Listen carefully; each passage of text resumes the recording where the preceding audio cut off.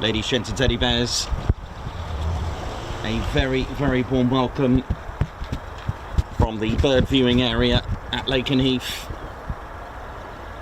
on a day to remember. Victory in Europe Day, 8th of May, a day to remember.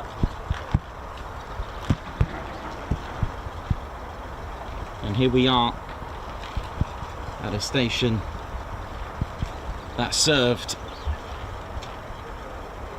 with 149 and 199 squadrons, with their brave men serving to protect, to give freedom a future. Some never returned, ladies, gents and teddy bears, from this very airfield. I have a list from just one squadron. Between the two, 149 and 199 squadron, saw over 400 men never to return.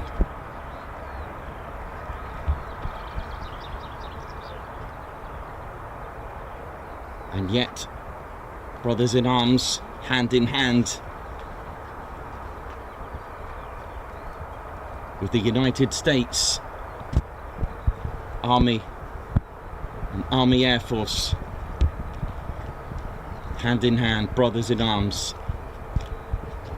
of the 160 or so US Army Air Force airfields, of the 26,000 men lost of the 8th Air Force,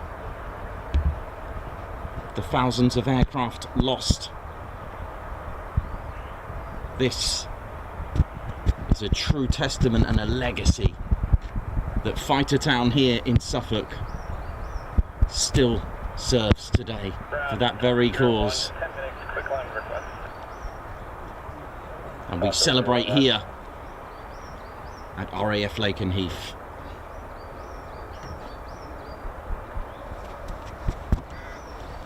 Great stuff, Ted. Well done.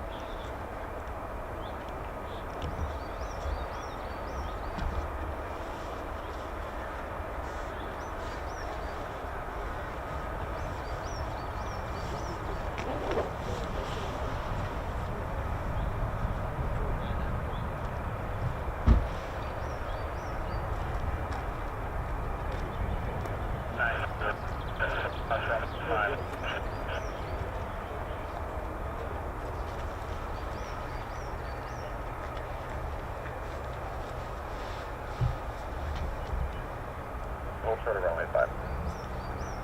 Base 92, holding short runway 5. And don't forget, ladies, gents and teddy bears, one thing that I will add: civilians on both sides. It is a victory for Europe.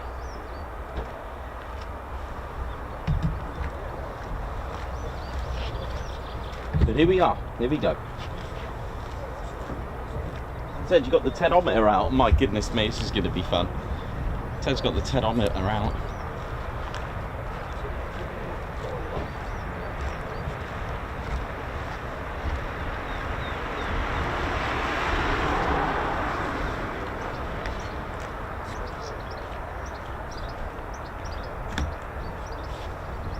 So welcome to the home of the 48th Fighter Wing.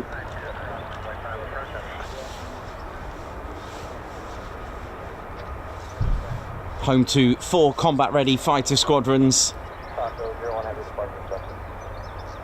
The aircraft that you can see on the screens all the way at runway 5 is an F-35A, flown by 2 squadrons, 2 fighter squadrons, the 493rd Fighter Squadron, the Grim Reapers, who during World War II had 8.5 aerial victories with their P-47 Thunderbolt.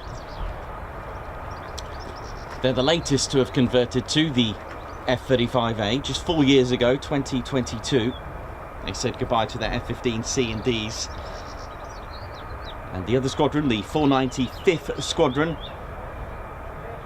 a new nickname chosen by the public,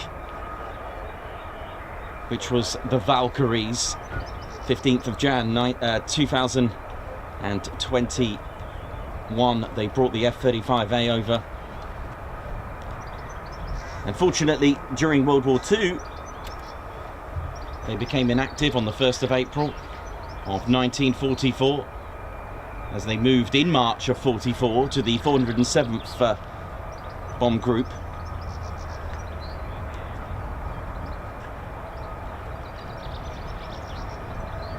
Their legacy lives on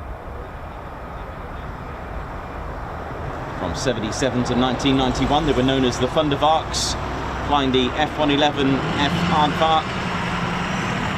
But they became inactive and returned 30 years later with a new nickname and a new aircraft, the F-35A.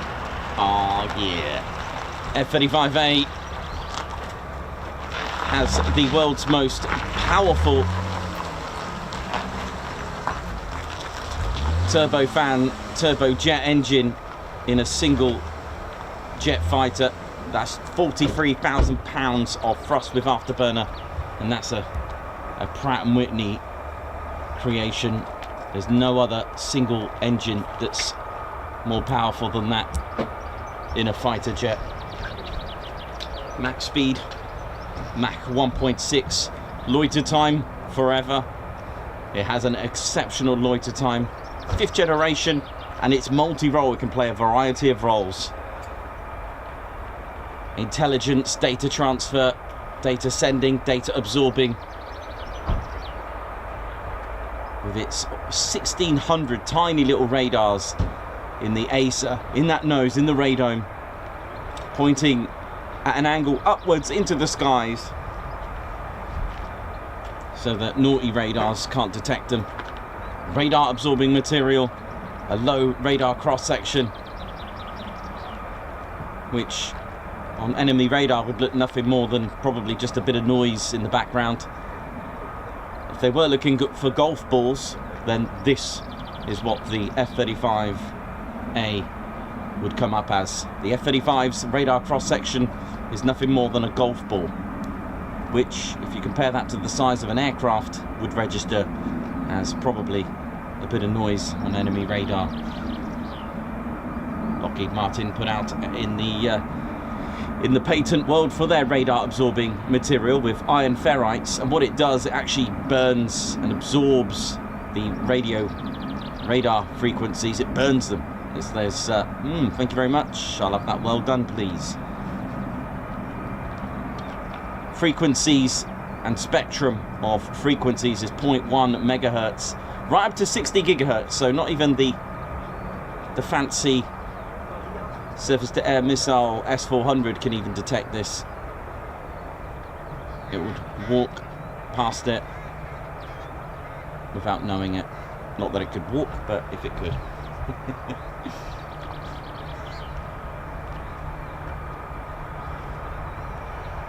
Weighs about just over 29,000 pounds.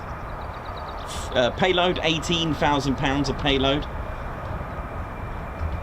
4 internal hardpoints and 6 external hardpoints makes this an absolute gem of a multi-role aircraft.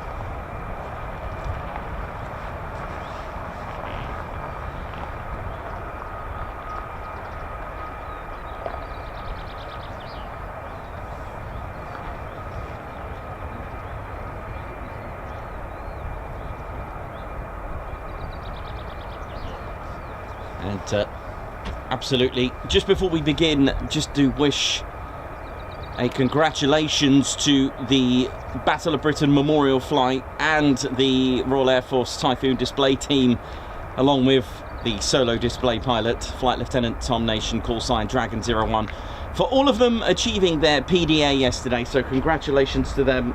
And what's exciting is that we have been following their work up, or shall we say work down.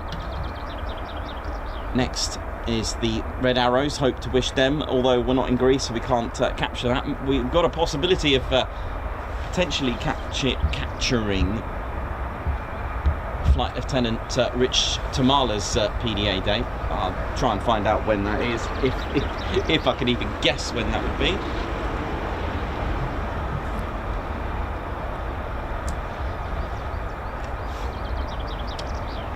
And so, as we begin, as we mean to go on, please, ladies, gents, teddy bears, as the pilots have done their pre-flight checklist, do yours as well, your pre-stream checklist, by giving us a thumbs up. It does help with the YouTube algorithm by giving us a good old thumbs up. It costs nothing to do so. Give it a click, give it a tap, give it a thud. Not sure anyone ever uses a mouse these days, do they? Does anyone use a mouse these days? Normally a trackpad. Give it a tap. Give it a fingerprint, whatever it is, I don't know. On the old lamb chop, the wobbly jelly, dog and bone.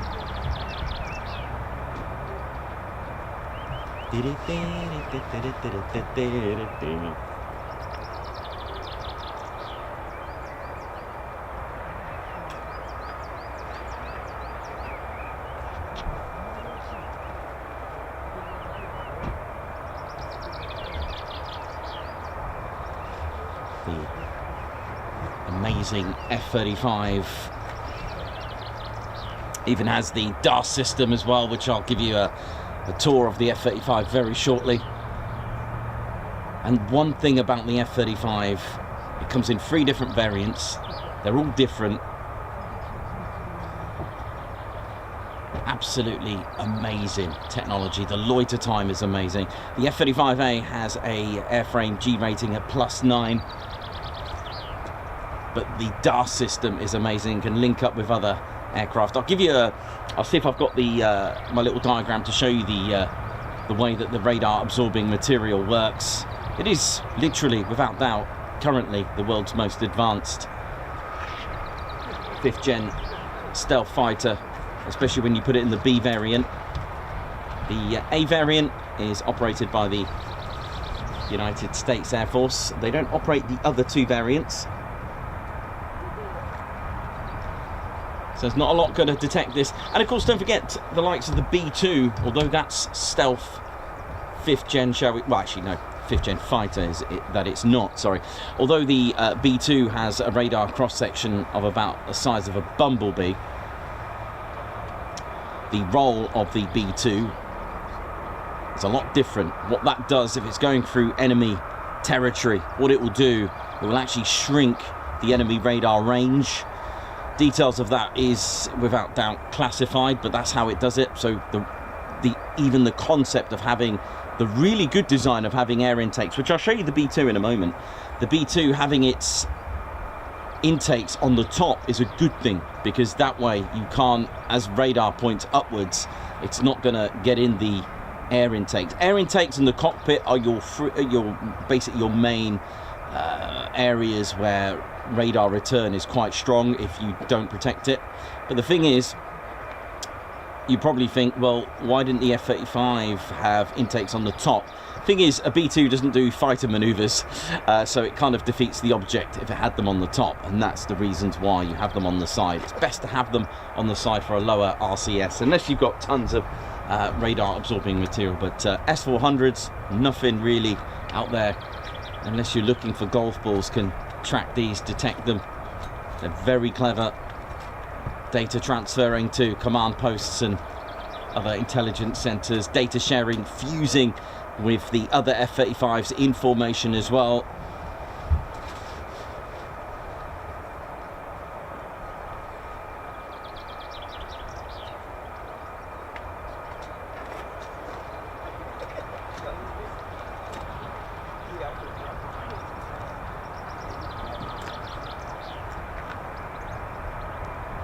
Got viewers from Japan. Konnichiwa, how you doing? Oi oi to you.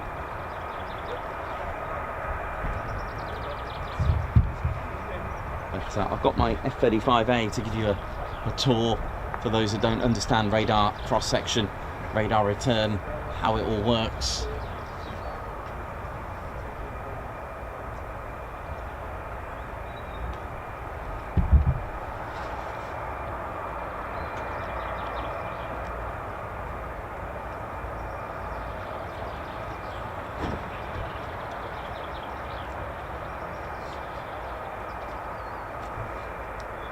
But again, one of the misconceptions of stealth is that they're invisible. It's absolutely not. That's not true. They're not invisible, otherwise it would be called invisible technology. Stealth means to go undetected for as long as possible, to delay enemy detection for as long as possible, because they will be detected. Because they're not, like I said, they're not invisible,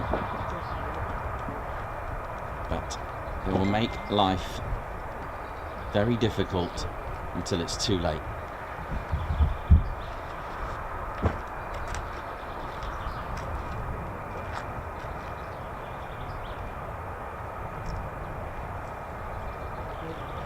Oi oi, how you doing? Hope you're all good. Oi oi to everyone. Good morning, good evening, good afternoon, good day, wherever you're watching from in the world. Where are you watching from today? Anyone going flying today?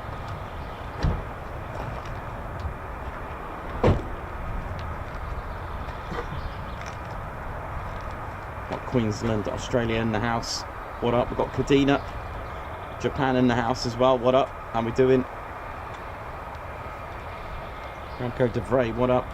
Captain A, Bat Purple EP65, Mark Dudley, Alan Burden, Mark Moody, Mix Vids, Sandra Sanger, how you doing? Hope you're all good.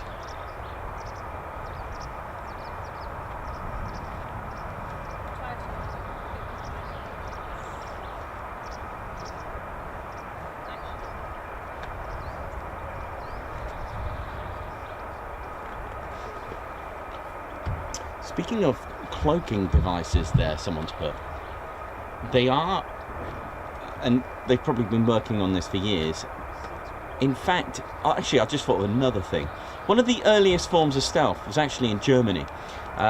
The early German Air Force at the time, they actually created almost like a reflective mirror-like see-through material to wrap on the biplanes. They tried to do it, however, when the sun caught it, it lit up like the sun. So they what are you laughing at? He's giggling. Not the pilots, they weren't wrapped in there. That's what you were thinking. There is a joke with that, I'll tell you after the stream. But yes, they decided to try and wrap them. His laugh was class. Love it. Oh, here we go. Here we go. And then, of course, they are today working on plasma, not the TV. Oh, mate, Pete, that was hilarious, man. When I know what you were thinking as well. Sorry.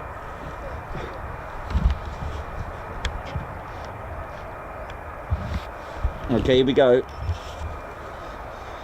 So what we've got here right now are potentially quick climbs which have been cleared, I believe. Here we go. So what the aircraft is going to do is going to rotate as normal on full afterburner. Now, here we go. One of the most common questions asked is, why do they turn off the afterburner and put it back on? It's to allow the landing gear. Landing gear is not made for speeds of 300, 400 and etc. miles per hour, which is what this F-35 is about to do.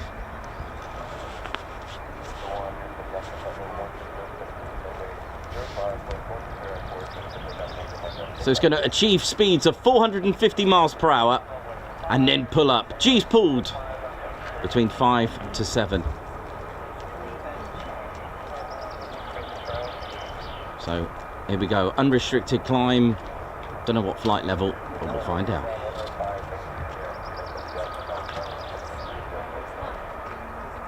Here we go, send it.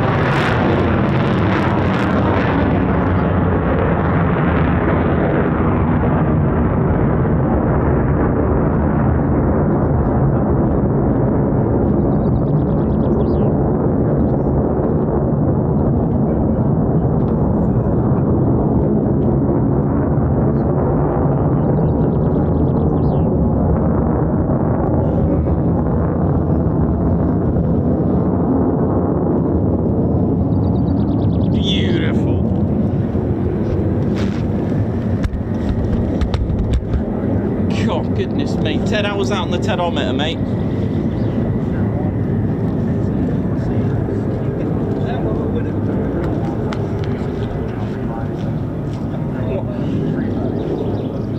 How was that then, Ted? What we got there? 131.8 decibels there. Goodness me, that's enough to clear the wax out of a dozen donkeys. That is, goodness me, Ted. That is pretty good.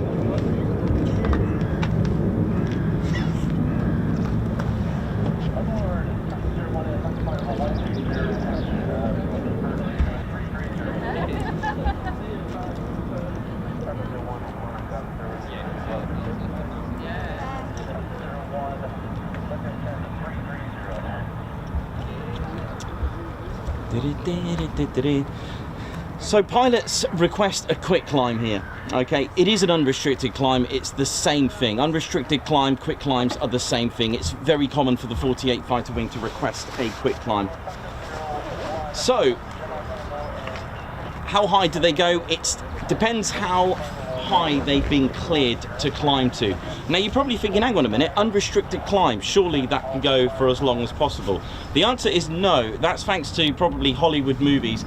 Unrestricted climb means climb rate is unrestricted. Okay, you're about to get a fast moving aircraft all the way down the runway, possibly not even down the runway, it depends. This is why QRA takeoffs, performance takeoffs, quick climbs, unrestricted climbs, you are now getting a very fast moving aircraft, and it's going to get to altitude very quickly, which means, well, there are other aircraft in the skies, there's traffic in the skies, so they are given, and don't be confused if you ever hear unrestricted climb to a flight level of, I don't know, 170. It means it's going to go unrestricted to that point. It will climb to that point. After it gets to, so flight level is, you just add 2 zeros to it. So if you hear flight level 190, 2 zeros, and that's your feet, so 19,000 feet. After that, they then use another traffic radar service after that, and then they can continue climbing wherever they need to go. They'll contact after that. It's to get them to that height as quickly as possible. Does that make sense? And the reason why they do this is because it's all down to thrust to weight. The Typhoon weighs very little, and yet it's got 40,400 pounds of thrust with reheats. That's what's classed as a thrust to weight ratio. You get your max thrust, how much do you weigh, and then that's your ratio. 1.2 to 1 on the Typhoon, and even with payload and fuel, it's 1-1, which means from brakes released at 8 seconds, it can actually rotate, but go climbing vertically from 8 seconds wherever it went. We're talking about 185 miles per hour on the Typhoon. These, because they are less than a 1-1 thrust to weight ratio, fully fueled, that is, fully fueled, you're looking at around about 0.97. So your thrust to weight ratio is less than 1-1. Anything less than 1-1, you can't do what the Typhoon does. So what you need to do is you then need to kind of like, in a way, beat escape velocity with a bit of physics, eh? What you do, you're going to reach speeds of 420, 450 miles per hour. There is no set speed. It depends on the pilot. All pilots are different. It can go 400 if it wants to, or 390. But as long as it's got the speed to do it, it will pull up. And that's why G's pulled vary. 5 to 7 G on a quick climb. And again, if you missed it, the reason why they turned the afterburner off is because you've got to allow that landing gear, that poor landing gear, just to retract really quickly. It's only off for a split second and then power back on. Because at the end of the day, landing gear hasn't been made for speeds over, say, 250 miles per hour, really, has it? You know, but you could. Some pilots will use it for emergency procedures, but anyway, I'm not going to go into that. But the thing is, if you're going to climb with your landing gear down, yeah, that's really not going to help you climb. And also the main reason is it will damage it. That's the main reason why they do it. You don't want to damage your gear and get it stuck. Stuck gear then creates drag, then you're into other problems as well. The F-35 can have a 1 or more than a 1-1 thrust to weight ratio. How do you do that? 50% of fuel. It's like taking your car, but don't, disclaimer, do this at your own risk if you're going track day. Those that do track day will know exactly what I'm talking about. If you were to take out seats out of your car, but not the driver's seat, take out the door panels, door cards, dashboards, everything that you don't need, empty out your boot, take the spare wheel out. If you weigh that, all right, you'd be surprised how much that weighs. Throw out the stereo as well, why not? Take off the bonnet. Why not? Now weigh that and now try your car, which is what track day is all about. Lightweight with a... You too.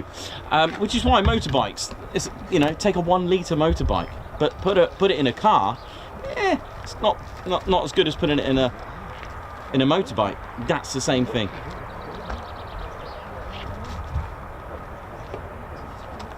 Everyone, oh no, please don't take your car. I know people taking their chairs out of their car, emptying their boots. Someone's clearing the dust off the caravan there, making it lighter. Don't put me on your shit.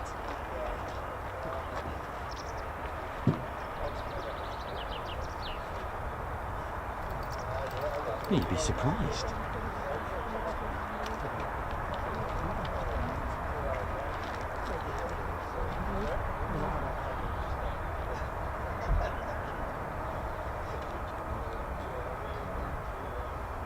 It's a lovely day, beautiful day, no, hardly any wind calm.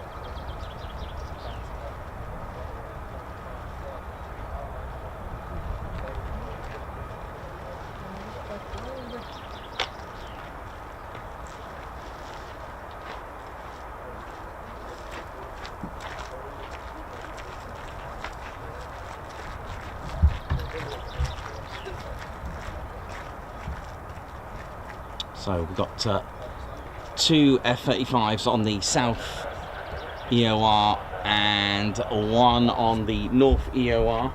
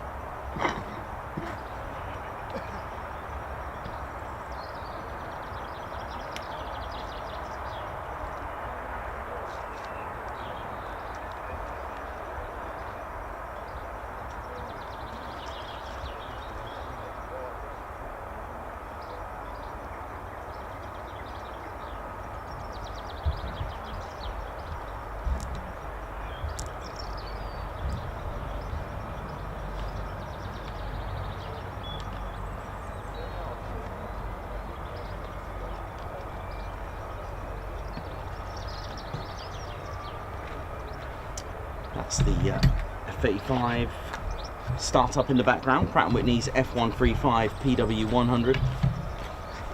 And that is probably waiting for this one.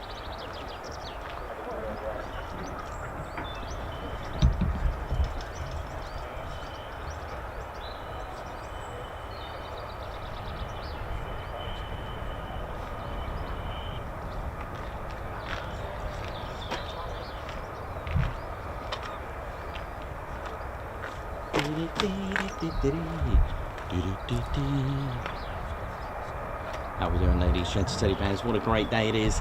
You're watching the Ted Coningsby channel live here at RAF Lakenheath. Hope we're all good and well. And what a way to go into the weekend. 2 quick climbs so far.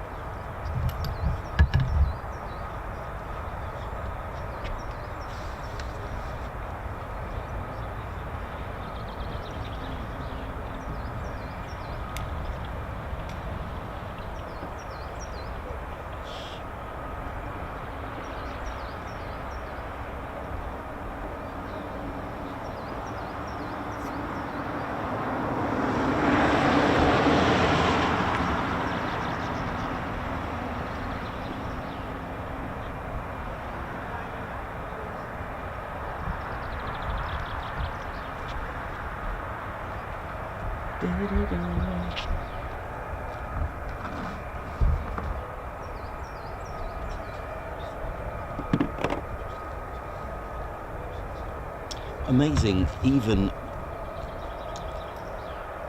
when we were speaking about landing gear causing drag, even air leaks from canopies create drag as well, and that's another thing. And you'll see quite a lot during World War II, and very important to make sure all the cowlings weren't loose, rivets weren't loose, which is why they even display aircraft. I think the Team Raven, I saw them polishing their aircraft with a type of baby oil, I think it was, whichever. But the idea is to make sure that the aircraft is as smooth as possible. So it is, and like I said many streams ago, that cleaning an aircraft, getting rid of all the grit, the dirt, not only does it add you know, longevity to the let's say the landing gear, stop any build up of fluid, any dirt, grit. So it is actually really important to, you know, maintain the surface of the aircraft, to polish it, to clean it, because the buildup of dirt inside landing gear can cause issues, but leaks as well, cracks, wear and tear, that kind of thing. A lot of that plays a lot of part. And I watched the Second World War documentary about a Spitfire and the drag that was created by a loose cowling. What they found, it actually slowed the Spitfire down by about 25 miles per hour, and that's all because of some rivets that were just popped out and the cowling was sort of sticking out a bit. So it's really important to minimize drag by just usual cosmetic parts of the aircraft, which is why you'll see display teams polish their aircraft and clean the aircraft. So it's actually quite a very, very important thing to do. If you are fortunate enough to go along Boston Road, I think it is, at Coningsby, but just before you get to the BBMF hangar, if you're going, if you're heading to the hangar from the town, you'll be able to see the wash pan where they actually clean the Typhoon. It's actually very interesting to watch.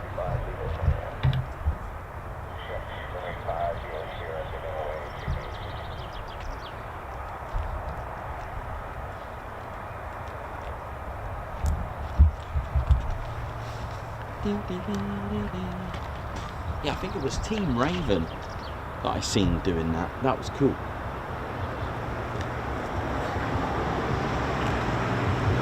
EP65, thank you very much. Hope you're good, man. Thank you very much for making new members there. Nice one. Got Charlie Pete with us here, live and live. I hope he's meant to be here. If not, oh well.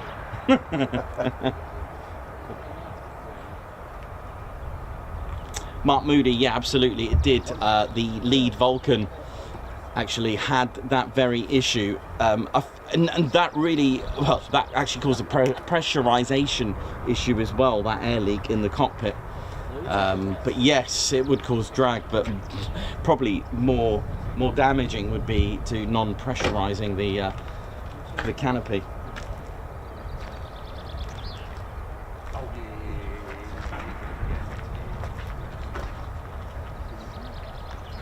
Oops for science, how you doing? Hi Ted, always love watching your streams when I'm at work in my office. I live near an airbase in the Netherlands, and I see 2 times a day a few F-35s fly past. Thanks for your passion in your streams, you're most welcome. And there's the other F-35.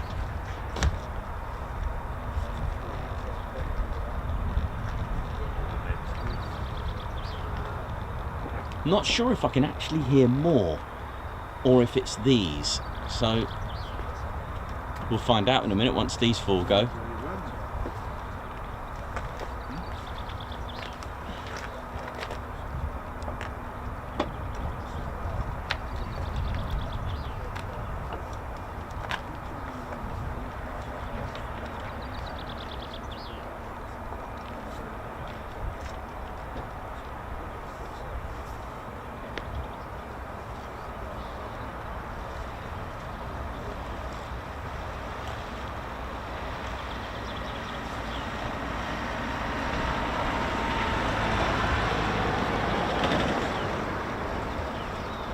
Check the others. So they're holding at, they're parked up at what's called an EOR. There are 4 of them, 2 for runway 5 and 2 for runway 23. They can park up 6 fighter jet sized aircraft in total.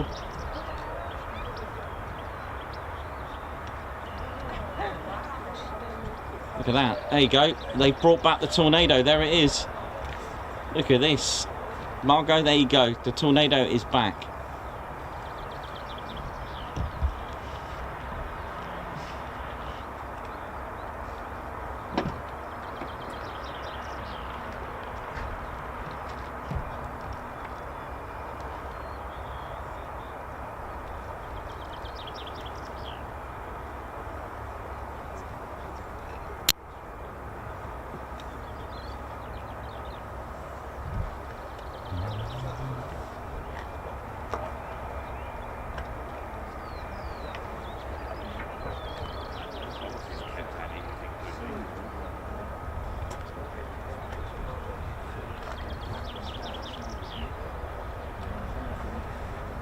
Aspen, what up? How you doing, man? Hope you're good.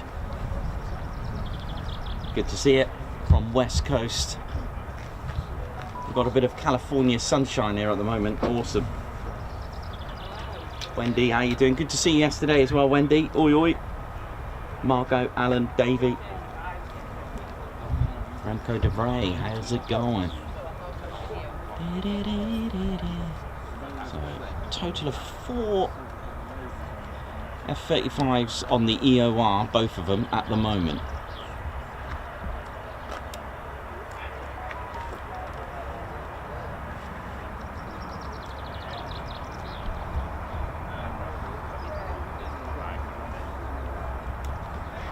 Yeah, man, you know how it is.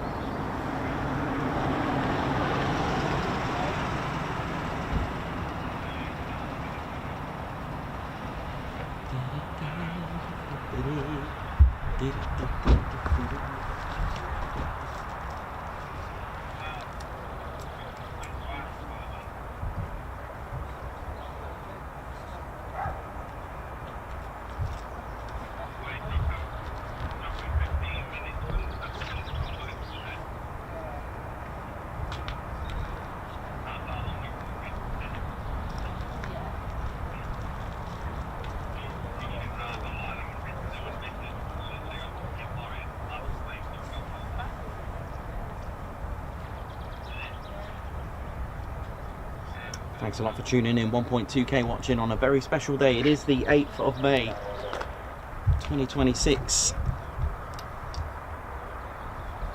It is a day to remember. Victory in Europe Day today.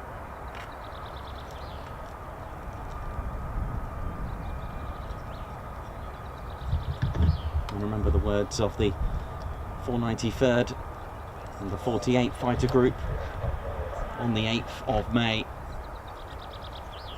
1945, flying past for the last sortie on one side of the road, the 9th Army walking into the city, and then on the other side of the road is the surrendering German army.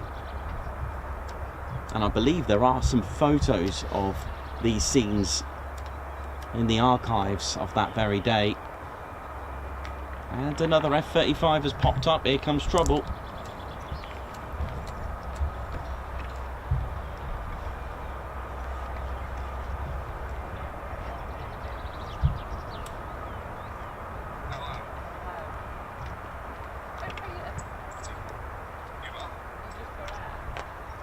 It is, Mark, yeah, it's the 81st anniversary today.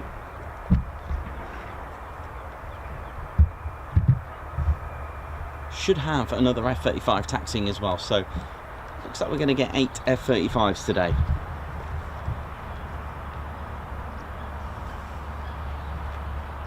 Yeah, absolutely, we will remember them. A very important day today to remember from all parts, and you know, technically and realistically it should be on all corners of the world to remember those scenes, to learn from it. But sadly, ideals are peaceful, but history is violent, and that's great words from the film Fury, by the way. It's not my quote, but it's just very poignant. Another quote from Duxford as well, from United States Army Air Force Airman of the 8th Air Force ground crew, said it was hours of boredom, moments of horror, which you can only imagine putting yourself in that position. If you've ever been fortunate enough to walk in a B-17 or a Lancaster, for example, as a civilian, your mind does go into a time traveling, putting your footsteps back in those times, on both parts as well. On both parts there was respect on both sides as well. We've come across many stories as well where Luftwaffe pilots have saluted doomed bombers and just saluted them. Even the 493rd's Ed Cottrell, Second Lieutenant Ed Cottrell, in December of 1944, when he was on a mission to bomb bridges and tanks for close air support, and was attacked by German fighters on the worst ever time ever to take out a P-47, is when it's about to pull up from a dive. It has no speed, and his doomed P-47 was met with 2 109s, and to his disbelief they actually saluted him, and away he went.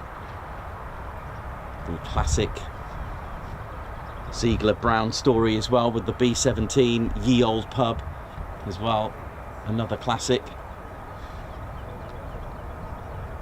A lot of the Luftwaffe pilots were taught to take down aircraft that every victory was done in honour. Some were even told that if they were to shoot down anyone bailing out in a parachute, that they would be shot themselves. Very morbid, but that was the reality.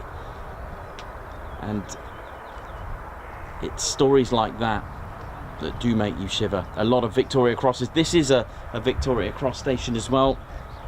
The pilot officer, the Australian-born Ron Rawdon Hume Middleton, took off from here to take out a Fiat factory in Turin, and his bravery of not only trying to save the lives of his crew but also civilians that is doomed sterling. But I'll tell you that story a little bit later on. We do have a video of that on our channel, of the whole story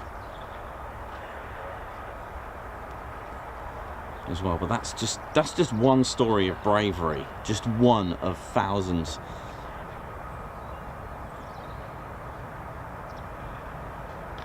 Has anyone seen the film Into the White, by the way?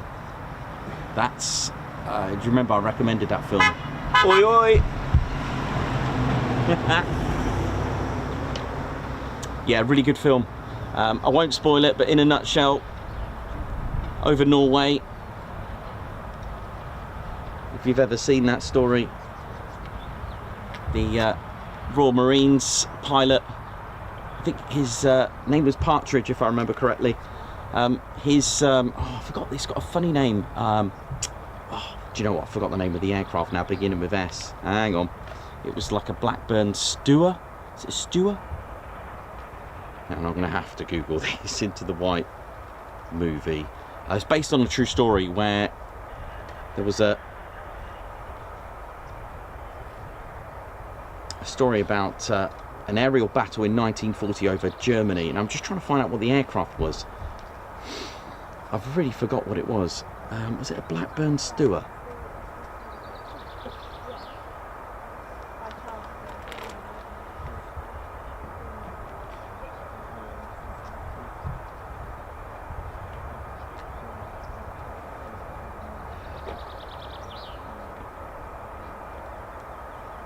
Oh, Skewer. I was close. Skewer, that's it. Not Stewart. I was close there. But yeah, it's an absolutely brilliant film. It really is. And it's based on a true story, 27th of April 1940. And basically a Luftwaffe Heinkel HE 111 and a Fleet Air Arm Blackburn Skewer, they engaged in each other, a bit of aerial combat, but they were both shot down and landed in Norway, and it was completely snow. There was snow everywhere, like you would expect that time of year in Norway. But unknown to them that they both crash landed, they found this house, this wooden house, amongst the blizzard and the snow.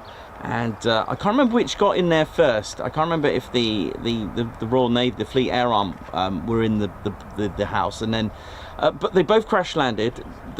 Two of the crew of the Skewer survived. They went in the house, and then there was a crew of 3, I think it was, in the Heinkel, the 111. And well, what do you do then?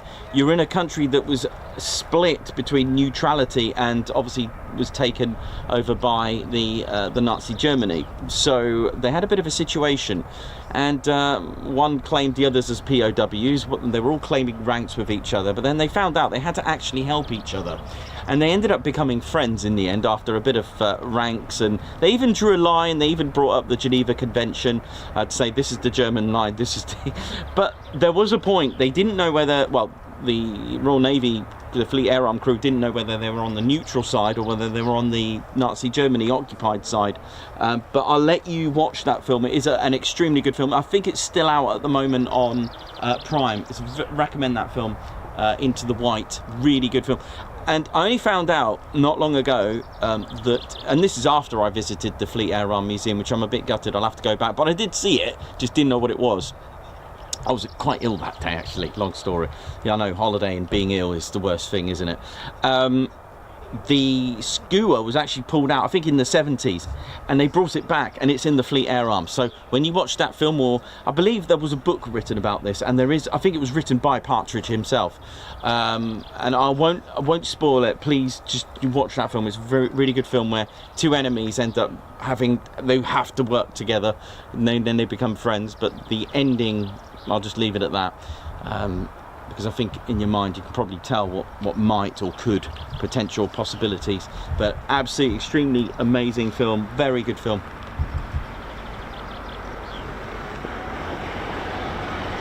I mean, these stories are not just what's the word I'm looking for, it's not just isolated for there. There was incidences where Luftwaffe pilots and Royal Air Force pilots that were both interned. So what that means is that they've been captured on a neutral territory. So in the Republic of Ireland it was neutral, and you'd have interned Royal Air Force and Luftwaffe pilots, and they were actually trying to help each other escape each other. This is two sides, two enemies, and now they were helping each other trying to escape. So those enemies became friends because they were technically on neutral country that didn't really, well, it was as good as being in prison, right?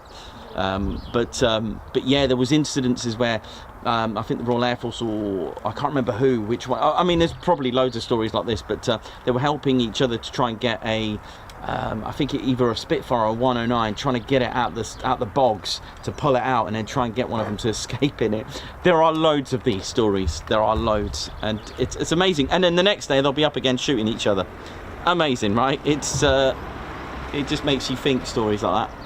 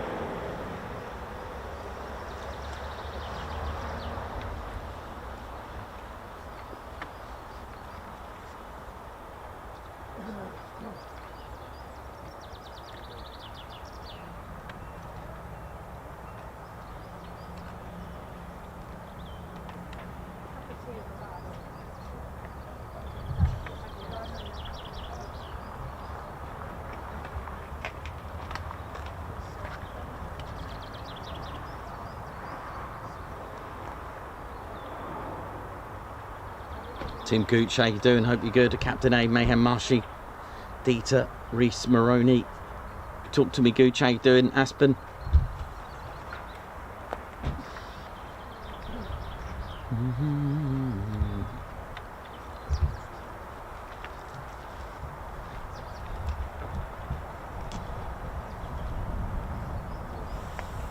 Yeah, I reckon that's waiting for its mate. I'll tell you what, I've got my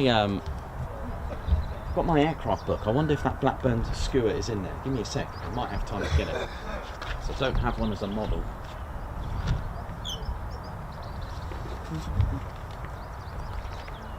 Yeah, good film if you've not seen it. Into the White. I think it's on Prime at the moment.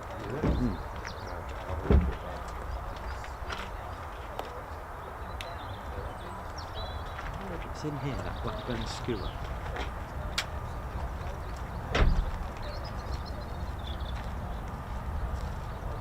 It is.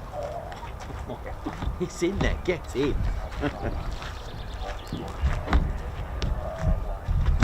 Right, my trusty, amazing book has a Blackburn Skua in there. If you've not, recommended book for you all to get. I know, I've got it at £1, man. Mind you, I had to travel a long way to get it. The fuel alone would cost about 70 quid.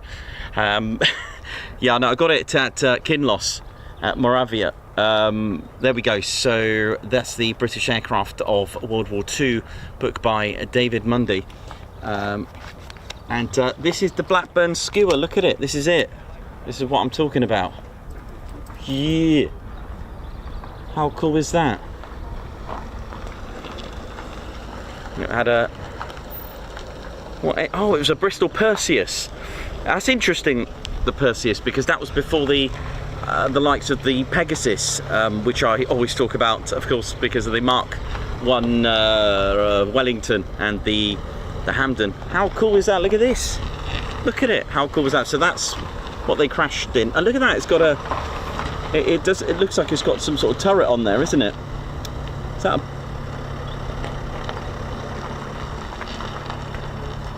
that turret looks quite cool, doesn't it?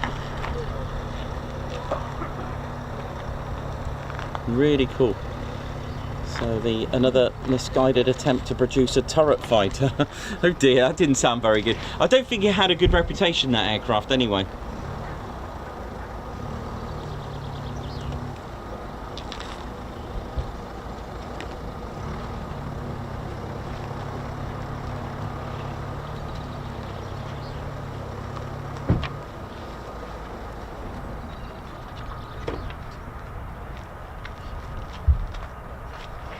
Here's something I was talking about yesterday.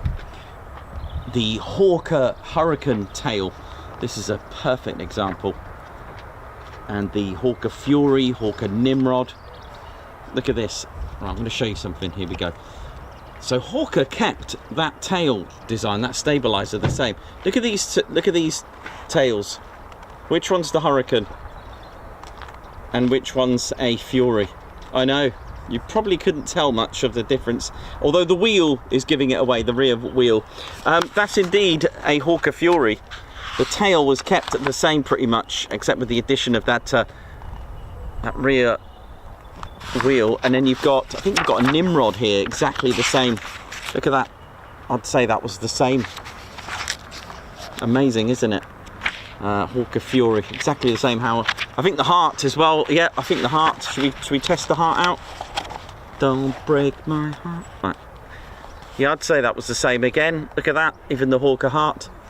So Hawker kept that sort of, that section of the fuselage the same all the way. I mean, we're talking from biplanes. And here's another thing that I talk about as well, where squadron numbers were written actually on the aircraft. I mean, that's, they didn't really think about the security issues with that. And then, of course, they changed it to the letters. And I believe that was from, I can't remember the exact date, but I can give you a guess. It's probably from 1939. I'd say in the mid-1939 they probably changed that. Again, reasons why I'm giving you that date, because in 1938 they still used numbers. So I would definitely like to say 1939 they changed that. Actually, I'm probably going to go with 1939. Because that's where, yes, go with 1939, final answer. I've phoned Ted. Phone a Ted. There's a bit of a delay, unfortunately, at the moment. Trouble is on hold. I think there is a issue with the tanker, if I got this right. Which, if that's the case, if they were going to, unless it's okay now, it might be okay now. But this is, I'll tell you what, I'll give you an example. This may not be the case right now, but here's an example of why, because we get asked this every time. And it's a valid question, and it's a good one. Why are they waiting here for so long? That is probably what a lot of people are thinking right now. Right, so, say for example, they were going right now, and their mission today, their exercise today, was to go and do some air-to-air refueling, okay? If that tanker went tech and needs to come back, they can't just go out and fly anywhere they want. They can, but they need to go and submit a flight plan. They can't just, they cannot fly without a flight plan, all right? And they also cannot fly without, with their transponders off. That's another misconception. People think the transponders are off. That's a complete negative. They cannot fly and will not fly with the transponders off. If they do that, they will be in serious trouble, probably cause a collision. There is a point to transponders, and even with the transponders off, they can be detected through primary radar and the other IFF sort of stuff, but that's another conversation.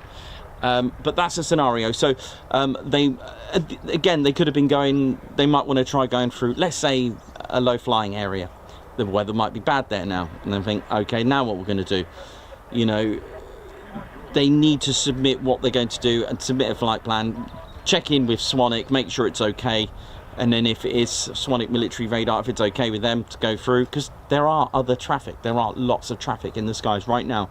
If you go on ADSB or even flight radar, look at all the aircraft that are flying up in the skies right now, loads, and that's just here. So it's very important that they get that flight plan.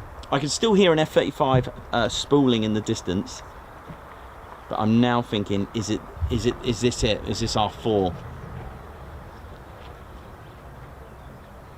Which it probably is.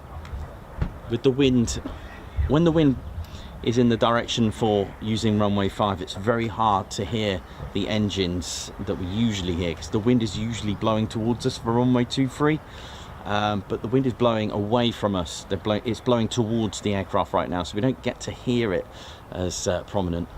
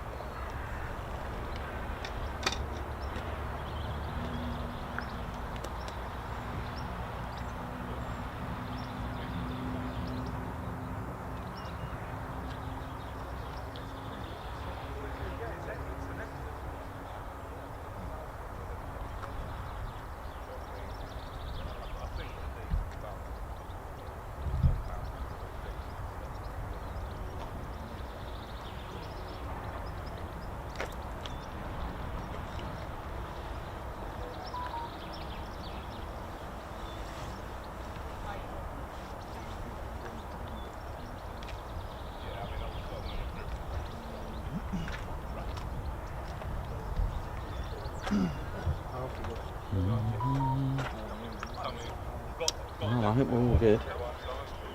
Oh.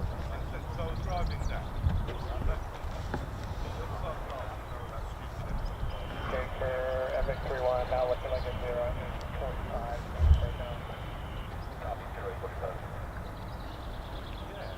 0.5. Wow, half an hour delay.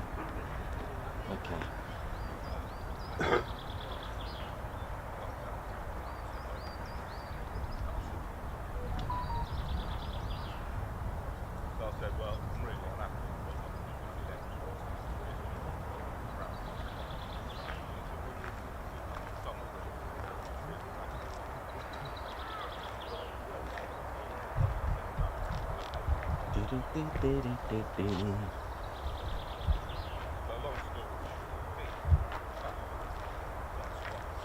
Actually, while I'm waiting, I'll go and get my radar cross-section material.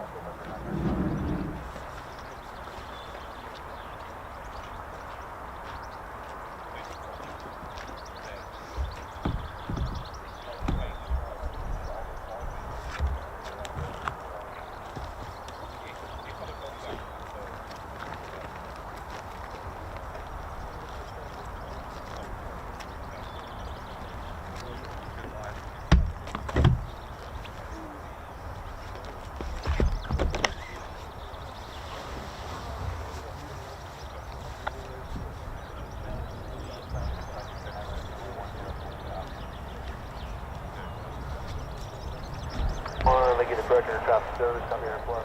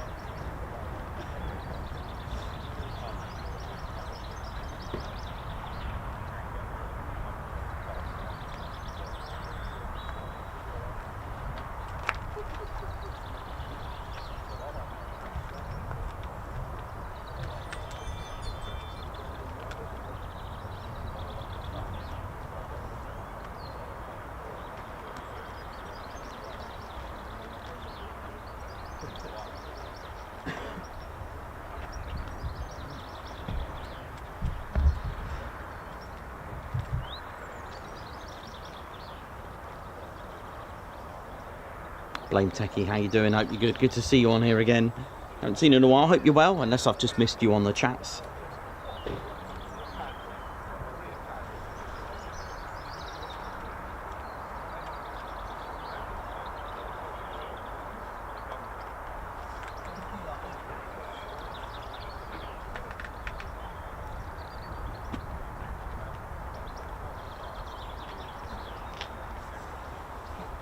Yeah, they don't actually use much fuel just sat here at all. For those concerned about the fuel consumption, yeah, they don't actually use a lot of fuel. It does use fuel, but you use fuel when you use thrust. And it's like sitting in your car. It doesn't actually use a lot of fuel if you're in a traffic jam, except main thing is try and keep everything nice and cool.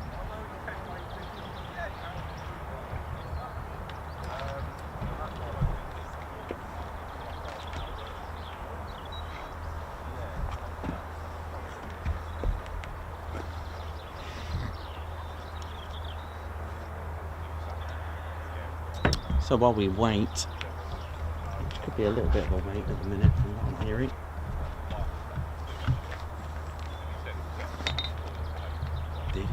So I reckon it would be probably just these. So if we have a look at the concept of stealth, again, for those that are tuned in, welcome to the show. There's something that's taken stealth to another level. But again, we need to also go back to the likes of the SR-71 Blackbird as well, using materials to apply absorbing materials to, one, try to have a low radar cross section, because it was quite a big bird, sorry for the pun there, but they did use special materials to absorb. And what was that material? Well, what I can do is actually show you the concept of radar absorbing material before I go into details of the B2 and the likes of the F-117 and the B2, F-22 and the F-35. Let's have a little look at what's going on here. So what they did, they used a particular paintwork, and it's called RAM, not the computer style RAM. This stands for radar absorbing material. It's basically iron ferrite particles in the paint. It's mixed in, these little tiny little particles. Now these are not like cheeseburgers or Dave's burgers that he's cooking. It's not an overhead shot of Dave's burger van there of all his burgers that he's cooking nicely for everyone. By the way, breakfast, brunch and lunch, Dave's always here. Excellent burgers, excellent food. So do get yourself some refreshments, breakfast, brunch or lunch, by the way. But anyway, back to radar absorbing materials. These are actually my version of iron ferrite particles. And what happens, these blue lines are actually the radar frequencies actually making contact with the airframe. But the first surface is indeed the surface of the aircraft and the paint, the radar absorbing material. And what that does, it goes and makes contact with these particles. They're iron ferrite, and what they do, they actually heat up and burn the radar frequencies, the radio waves basically. It burns them away. Now I thought, okay, wouldn't the heat pop up on enemy radar? But the answer is no, because what happens is the actual aircraft absorbs the heat. So first of all, that's one concept of trying to lower radar cross-section. But how do you get rid of the rest of it? Because what you want to do is understand how radio waves work and how they come back. Now, there are examples of how to do this. This is RCS Jess. Look, she's happy here, but she's not very happy over here. The way you can experiment with this and actually find out yourself, if you get a mirror and get a torch and shine the torch at the mirror, the light, if it reflects back to you, that's your radar return. That's coming back to you. Okay, that's not what you want on a stealth concept of an aircraft. Okay, so what you do, so this is my example. So I'm stood here, there's a mirror there, and you're shining it. It's just going to come back to you. So the idea is that if you start tilting the mirror, you're going to get the return coming in different directions. So if you go over here and tilt the mirror like that, the light is going to bounce up there, which is great. That's what you want. I'm just going to show you, I'm going to skip this one for a minute. I'm going to go over here. So serrative edges, things that are not 90 degrees, angle of incidence, angle of reflection. We all went to, we all learnt that at school. Look at RCS Jess here. She's quite happy here, look, because she's shining a light over here, and it's bouncing and going over there. So that's good. She's then bounced it over there, that light. It's gone over there. So that's good. What you don't want is a radar return, right? Now, these two here, maybe I should have put them closer together. You probably think the nose of an aircraft is good, okay, because it's round. Not quite. If you get it at a sort of tangent, I don't know what I'm talking about here. I forgot the word, but a tangible angle. If you were to catch it right, it will actually come back to you. It will actually go all the way around. It's the way radio waves work.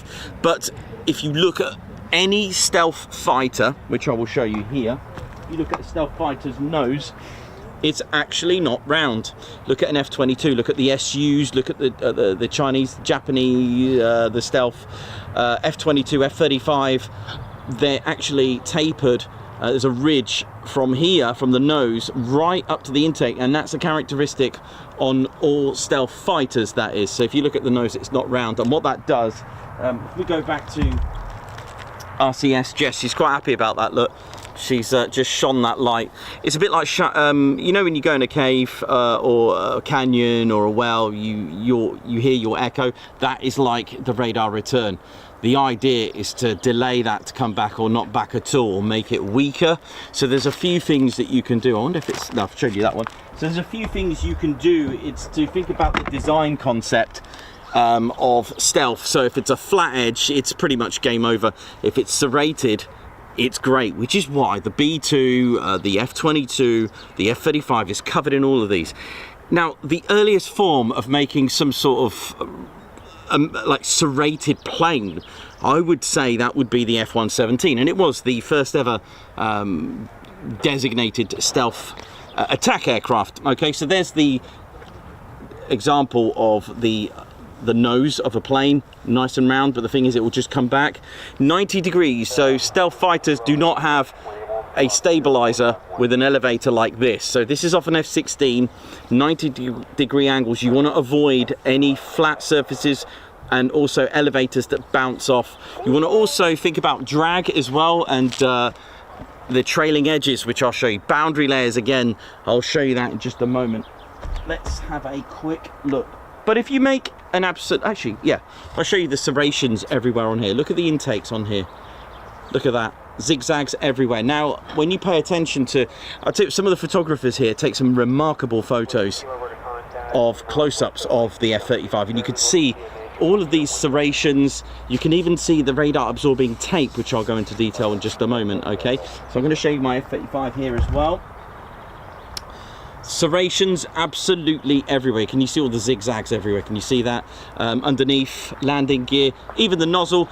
People have had and given me a great question. Does the heat here cause an issue? Potentially it can, but it has a cooling system. And how cool is that? I think it's got like a ceramic interior inside here, and it's got like a special cooling system. I mean, that's just remarkable anyway in its own right. Zigzags, absolute serrations everywhere. If you can see it, if you catch it in the right light, there are serrations everywhere, okay? So just quickly, before I talk about the B2, the the F-35 is covered with Lockheed Martin's special patented radar absorbing material. It absorbs frequencies from 0.1 megahertz to 60 gigahertz. So S-400s won't be able to pick it up, for example. Radio waves like consistency on a material, so they've added radar absorbing tape as well, and it's actually contoured. What that means is it gets thinner or thicker. So when it meets the radar absorbing tape, it actually weakens it because it's not the same material or not the same depth. Okay, it's kind of like running a water on a sponge. And it's probably not the best example. I'm trying to think of something, but if you imagine it gets thicker and thicker, or thinner and thinner actually in this instance, it's not going to come back the same radar return. If it was the same thickness, it would just come back, is what I'm trying to say. Well, you know what that means. Another diagram is going to come now. So you've got that bit. It's covered also the canopy, which is why I get asked this a lot. Why is it blue? Why is it orange, bronzy coloured? Because inside here, it's one of the highest radar return anywhere inside here. You've got lots of electronic stuff going on in there. So it's coated with this special absorbing material again, and the coating can make it reflect orange or blue. Okay, so I hope that makes sense. But also, you could take it to another level and just do away with the stabilizer. So even all these trailing edges, if you're not careful, you can actually generate a lot of drag here and low pressure, and that will pop up, give out a little bit of heat, and it can actually pop up on radar. But this has no stabilizer. It's got a differential power output. So instead of a rudder, it does have wing rudders, but also the engines generate different power output to stabilize the aircraft, because obviously it will, you know, go everywhere. What you notice as well, the intakes are on the top. If you had them on the bottom, that's probably the worst place to have your air inlets, okay, because enemy radar will go inside, bounce around and go thank you very much. Okay, you don't want basically the radar return to make it look like the whole aircraft. So a Boeing 747 has a radar cross section of 100 meters squared. Everyone about 1 meter squared, by the way, so not really going to pop up on a radar, because that's not what they're looking for. It's probably going to be a bit of noise, because otherwise everything, you see, you've got to remember, otherwise everything will pop up on the radar. They tune it into having some sort of size, okay, and that is an aircraft. So you have the intakes on the top to stop radar waves from going inside there. Now you're probably thinking, well, why doesn't the F-35 have the intakes on the bottom? Because the B2 is not designed to start doing all fighter maneuvers, 9G turns, go inverted, because that'll just defeat the object, right? Which is why the intakes on the F-35 are on the side. So again, a flying wing, a great concept, and this isn't really going to pop up on a radar at all. In fact, a bumblebee, an insect, is that really going to show up on an enemy radar? Probably not. And we know that the concept of a bomber, a B-2 going in, the special stealth capabilities with this is that it actually goes through the battlefield and actually shrinks the enemy's span. It's basically range. So that is quite amazing. So it will go through the battlefield, shrink the enemy's range on its own radar and get out. And well, they'll know it was there because of the signature it's left behind on the ground, shall we say, putting it politely. So there we go, and that's the concept in the end of the F-35. It does have the intakes are a serpentine design, and also it has a divertless. Also, it doesn't have the boundary layer. It's a divertless intake system as well. So you don't want subsonic air going in there, and also the boundary layer is a bit of a problem. So that's what these bulges are. On the Typhoon, it has the boundary layer diverter, splitter diverter, where these are divertless. It doesn't have it, but what they did, they created a bulge. The reason for this is that when an aircraft moves through the air, it generates the boundary layer, which I won't show you the demo today because I haven't got my water here with me to pour it, but I will go and get my water right now actually.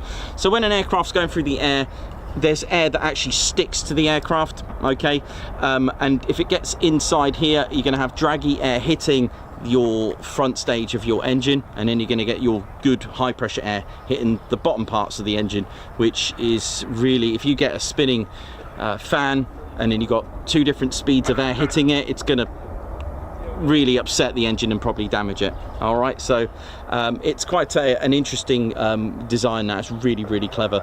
So again, for those that don't know, this radar here, this is a secondary surveillance radar.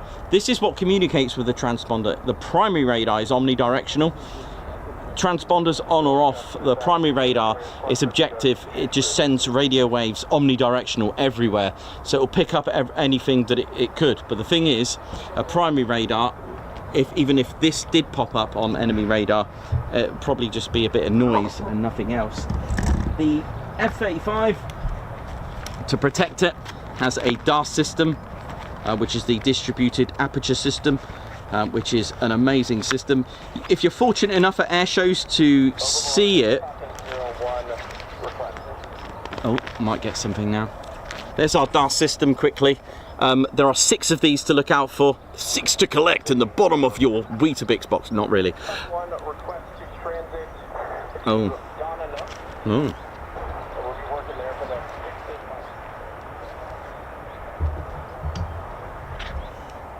Hang on a minute, sorry, let me just pop that there.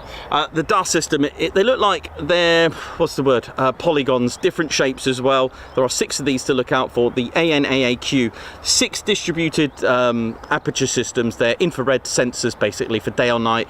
What it does, it forms this 360 protection bubble around the F-35, and what it does, there's 6 of them. There's 1 here next to the ladder, 2 by the canopy on the front, 2 on this side, and then 1 at the back somewhere.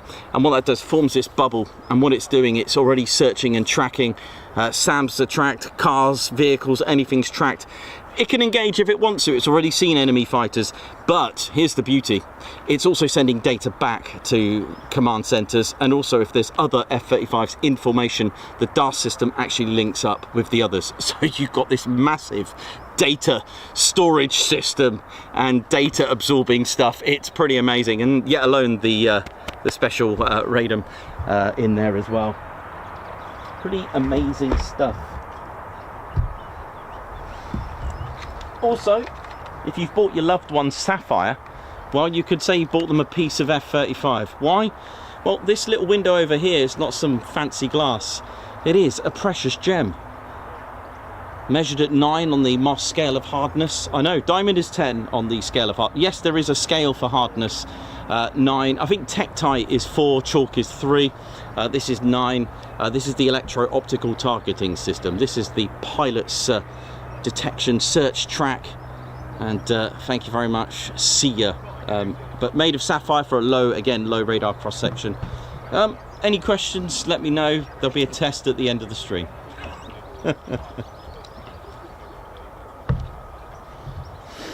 Right, I think we'll have probably get some departures, I think, now after I finish. I think they were just waiting for me to talk about the F-35, and then they're gonna, actually, let me go and get my water. Bottle of water.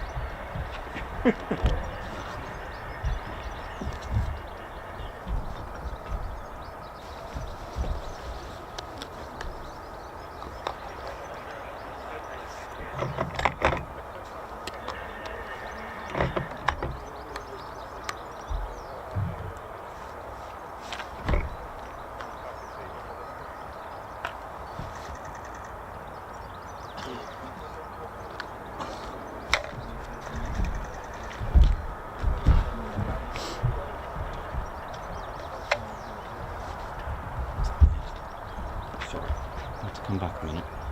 Just got to check something.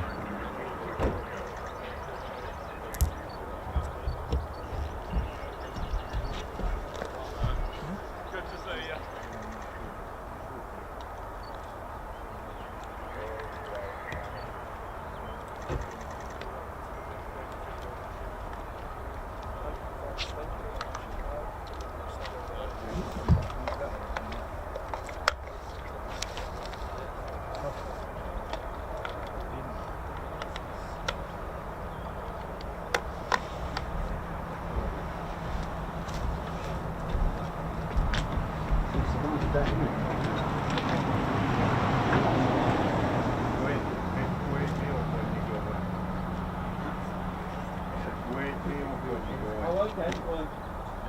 If I can't make it up, I'm sure they will.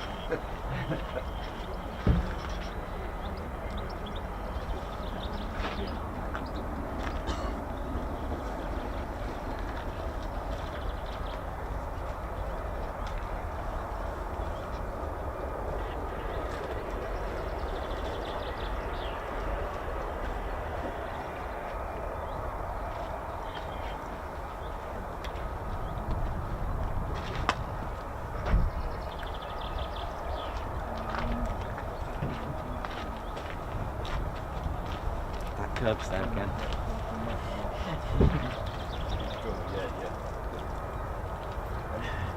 So I don't normally park here. I'm so used to being on the end. But it's fine here anyway. It doesn't be over there.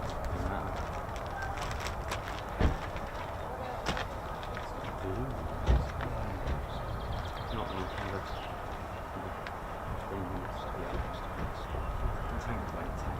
yeah. Let's get another one, I think. From what I've heard. Nice day. It means probably there'll be a less gap when the others come back. So, yeah. Just one way looking at it. Oh yeah.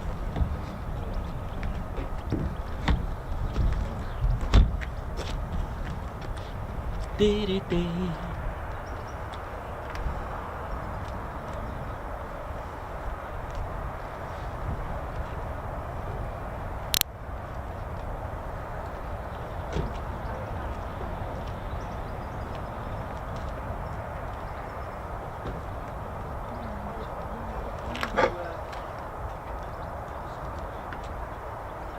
Lorenzo Lippi, oi oi to you, hope you're good, man.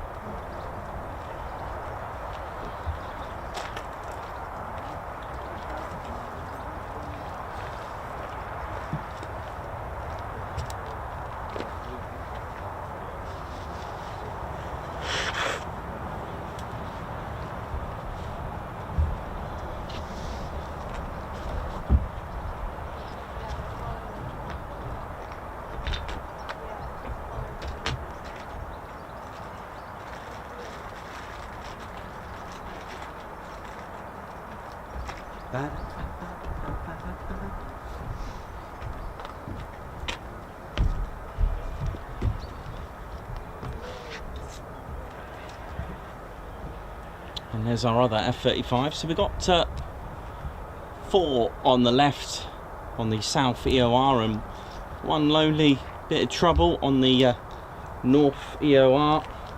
For those that are just tuned in, EOR stands for end of runway, a safe place to park your F-35 if you are a proud owner of one. 6 months MOT and all that. You can park 6 fighter sized aircraft on each EOR, and there are 4. 2 for runway 5 and 2 for runway 23.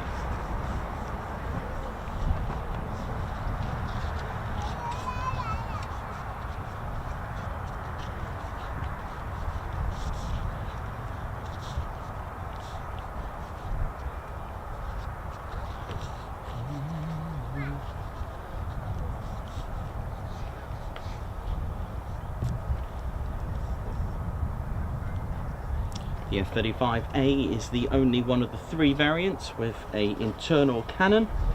The others don't actually have an internal cannon. It's the GAU-22A. It's a 25mm cannon. Actually, I might even have, obviously it's not real. Well, the cartridge is real. I do have actually a 25mm cartridge actually with a 3D plastic printed. It was given to me by a US Air Force airman, so it's all good.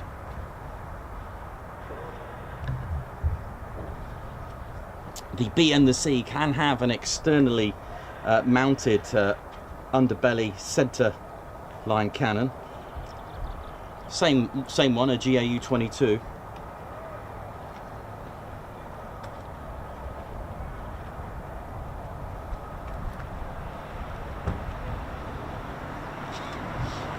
definitely is an effective bird scaring. Dieter, did you ask a question that I may have missed yesterday regarding why they don't paint the same colour on the nose, whether it's even the livery of the tribute to the El Dorado Canyon. The F-111 Aardvarks had a black radome, a black nose, and that didn't have camo on it, it was black. But the F-15E Strike Eagle that's painted in that livery, the nose is still the same colour. So Blackjack, Moggy, Gina, any of the other countries' liveries that they've painted for air shows, you'll notice that the nose remains as it was. They don't mess with it. I can't remember if it was UD to them. May have asked that. If it is, electronically put your hands up.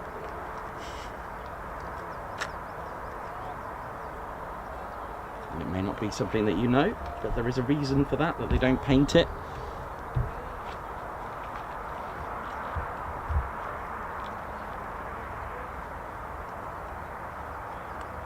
Even the Typhoon being grey, the nose on the Typhoon, even on any country's any air force, the grey is not quite the same, and there is a good reason for it.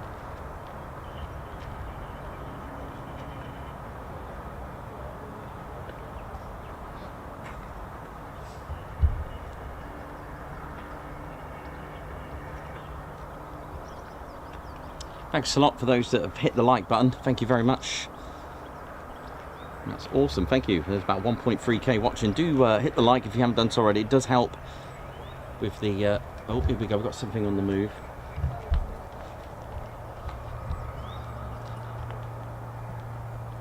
Okay, this looks good. I think we've got a departure.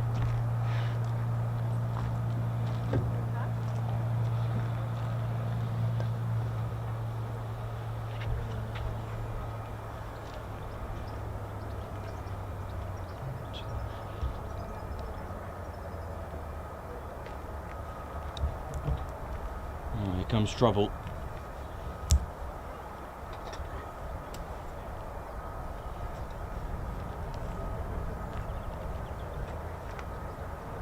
Yeah, here we go, clear for takeoff, change to departure.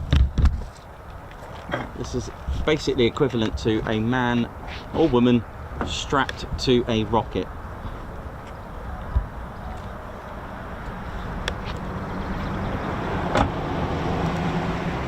I'll just get myself into position. Ted, get that Tedometer on, mate. Cheers, mate.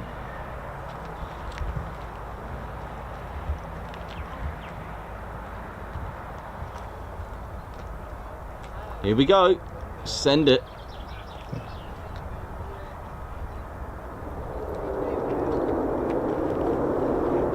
Oh, skip the 18 van.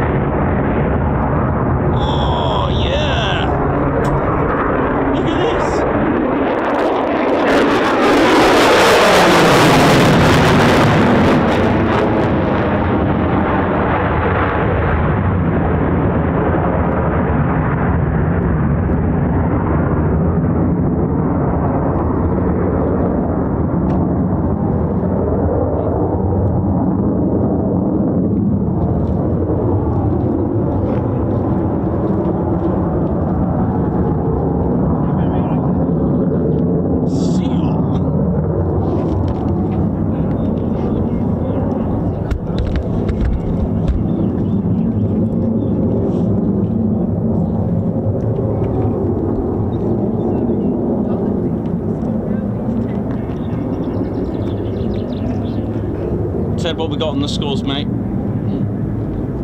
Ted's just gonna see what we got here now.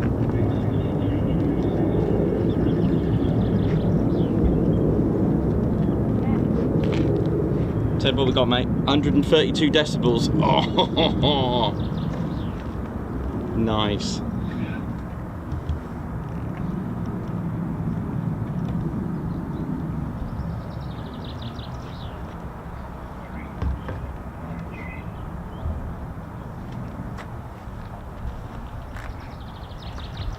Oh, goodness me, what have I done there?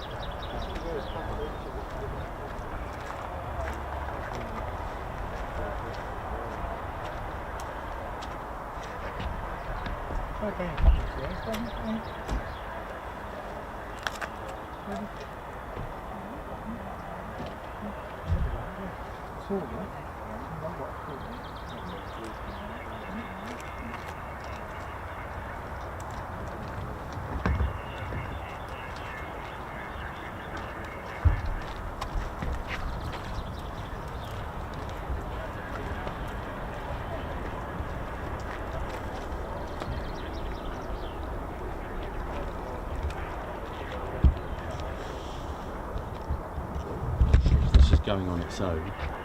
Let's have a look.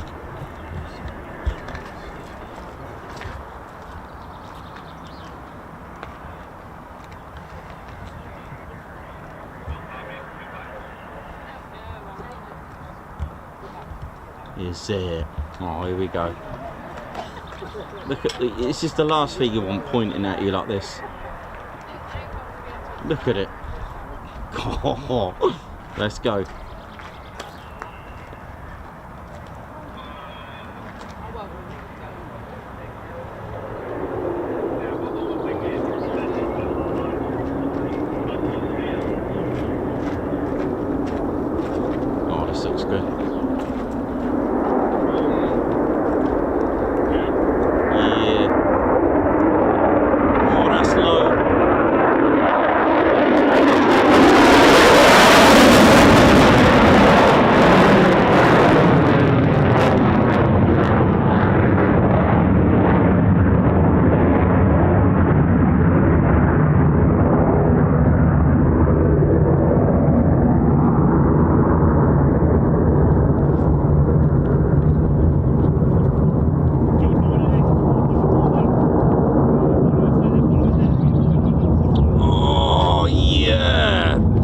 That's what I'm talking about.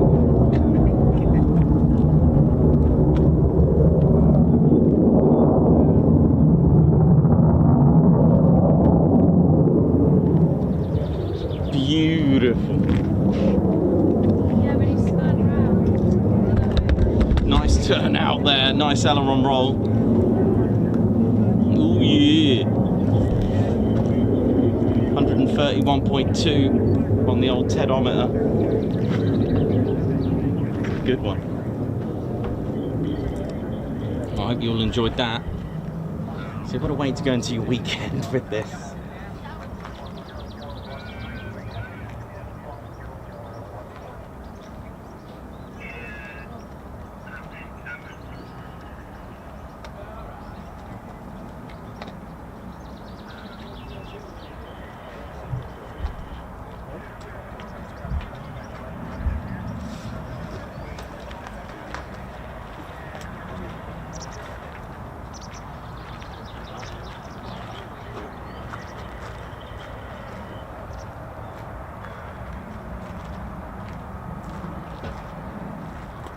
Matt Cross and Hayden.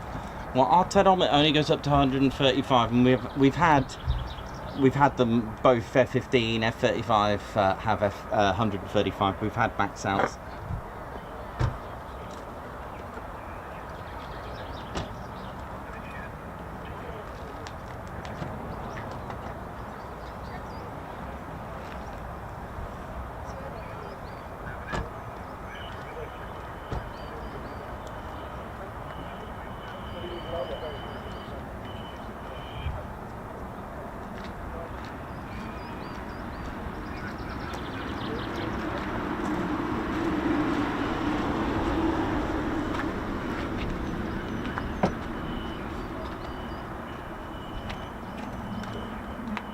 PRPYO, how you doing?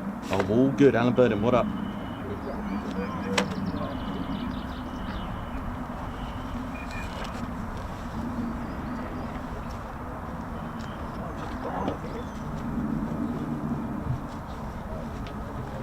I believe the pattern is closed and circuits are closed. Last time I checked, I think they're all straighted approaches on ATIS. I think there won't be any low approaches or anything like that. It'll be straight into land. But I will check on my, I will check ATIS quickly.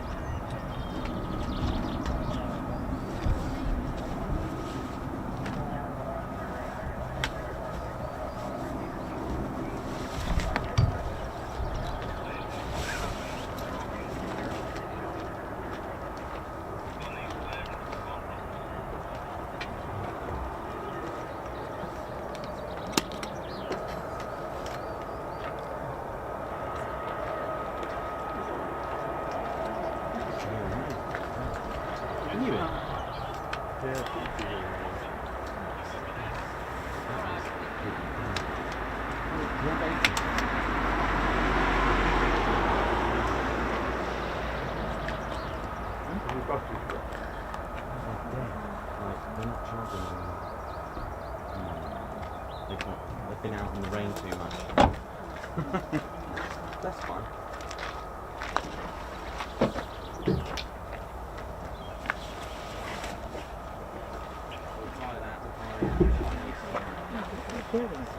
Yeah, I do have one.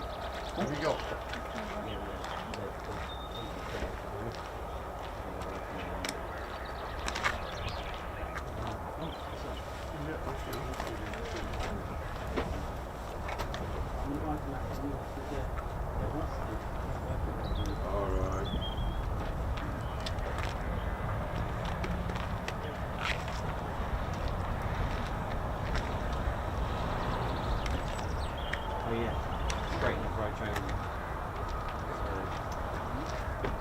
Yeah, so there'll be no low approaches or anything.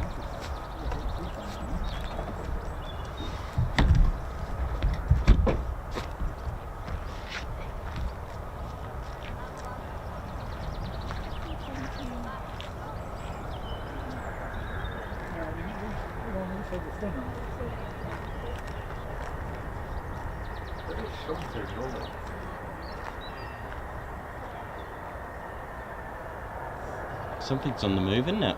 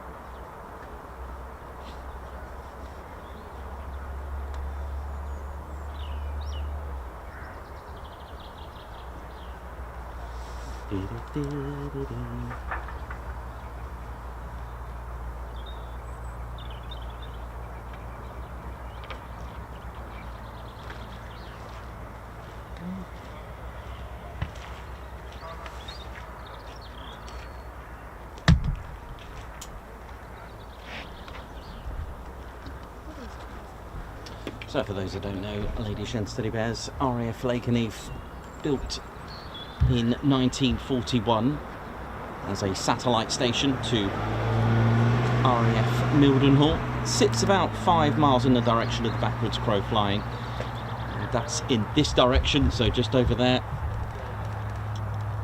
And then to my 5 o'clock is RAF Feltwell. Now that opened in 36, took its first residence in 1937 with the Harrow, and then finally both stations, Mildenhall, which opened in 34, operating the Vickers Wellington, and Feltwell from 38 operating to the Vickers Wellington. And as RAF Lakenheath was built as a satellite station in 41, ladies, gents, teddy bears, the very first aircraft. So someone put a really good comment for those, you know, imagine the Spitfire pilots today looking at this sort of technology. Well, let's compare with what we had here first. The very first aircraft to set foot in 1941 was indeed the Vickers Wellington bomber. Now there was an operational training unit, a deployment of OTU, number 20 OTU. They came from RAF Lossiemouth. Came across them the other day, actually. Where did I come across them the other day again, number 20? But they eventually moved back to Elgin. But it was 149 of RAF Mildenhall that eventually moved here from 41 and 42, you know, taking part in missions, and then eventually converting to the Sterling 1 and then 3. And then in the end, RAF Lakenheath became its own independent station, not a satellite station, taking out its own missions from here. But if we look at the Wellington, and you know, I know it's a very, very unfair comparison, but this is not a comparison of capabilities. This is comparison on, you know, technology and engineering. So this actually came out in 1938. Oh, hello. Is that taking off? Hang on. Have we got a takeoff down there? I just didn't spot. Yeah, clear for takeoff. Okay, we've got another one. Well, it's pretty much on cue, isn't it? You know, from a twin engine bomber, payload 4,500 on the Wellington, payload on this 18,000 on the A and the C variant, 15,000 on the B variant, max speed Mach 0.3 on the Wellington, 1.6 on this, 43,000 pounds of thrust. Oh, look at this.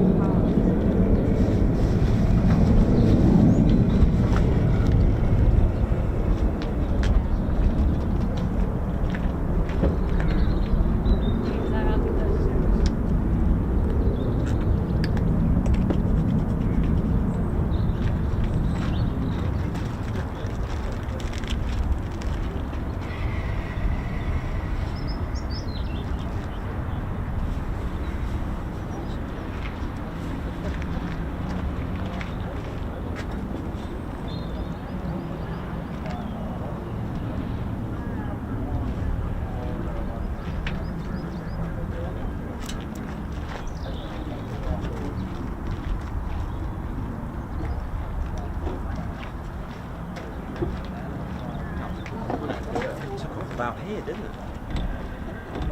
Hey, how you doing? All right? Good.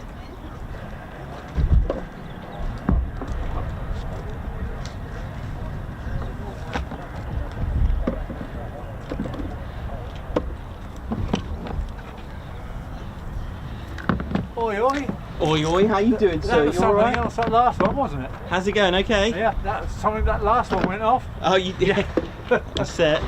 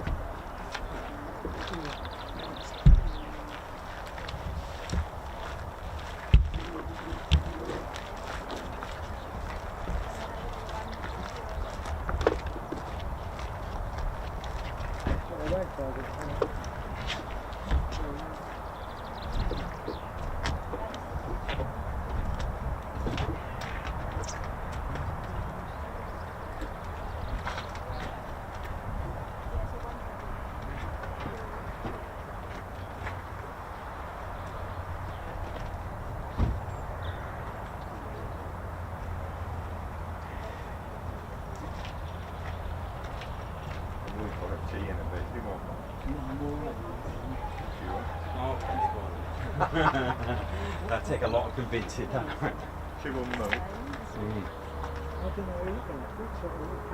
NATO. Oh, this one comes down.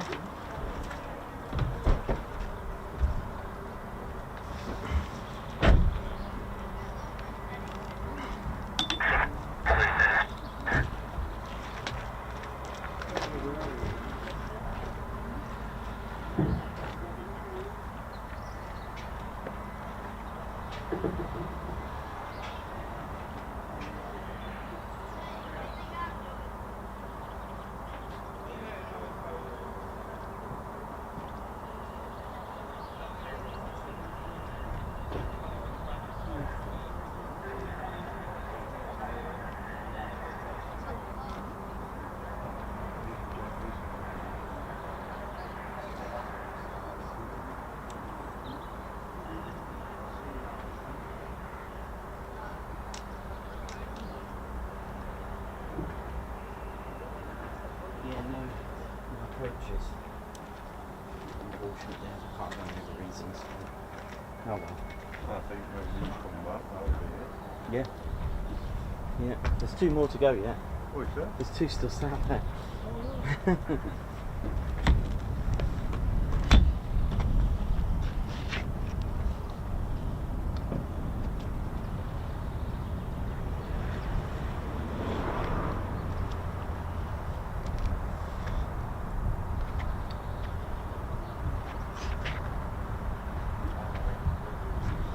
So for reasons unknown, the patterns and points are closed. So no point, Bravo, Charlie and Delta, all those are closed.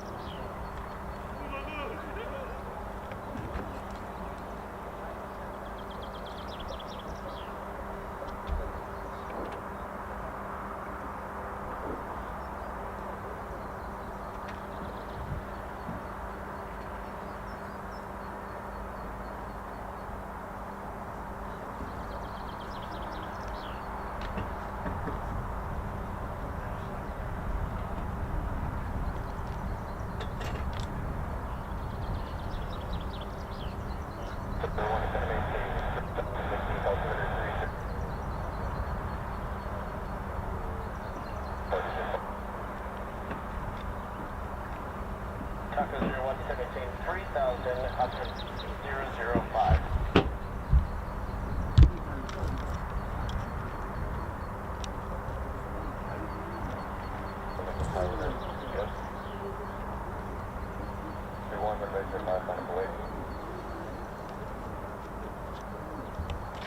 Line up and wait, here we go.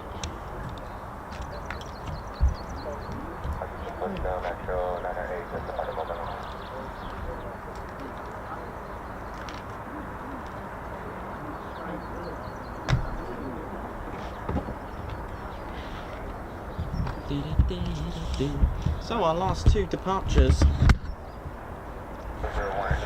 Here we go.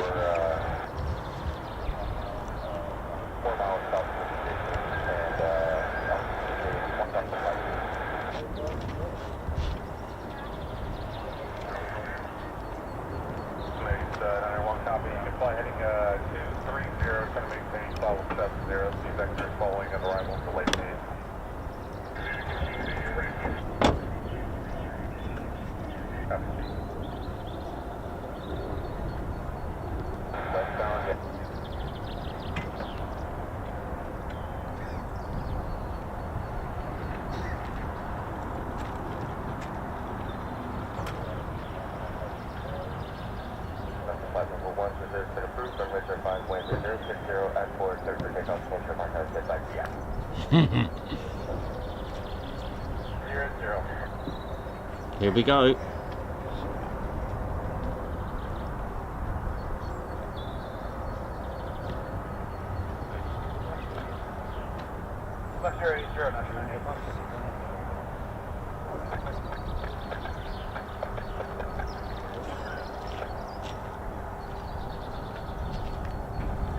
Hello, Island AT, runway 5. I'm taking rest break.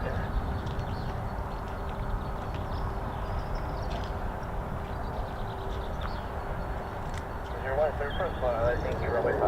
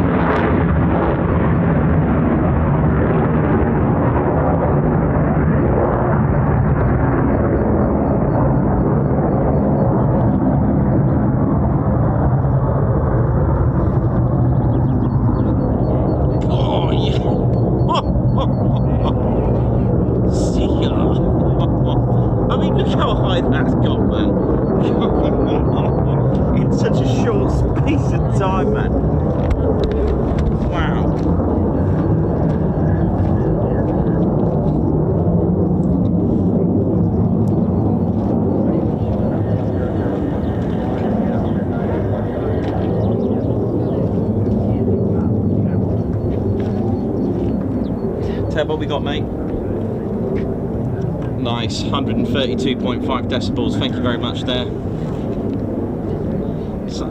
It's almost like I feel like Paul Daniels and Debbie McGee, or the show host, shows what you could have won.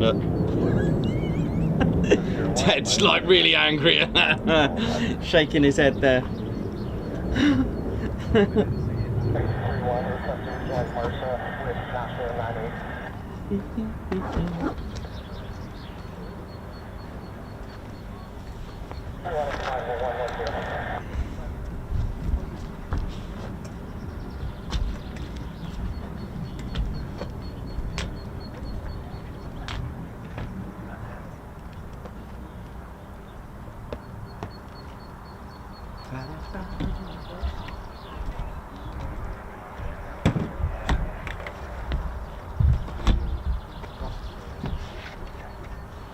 Right, and that is it. That's our lot.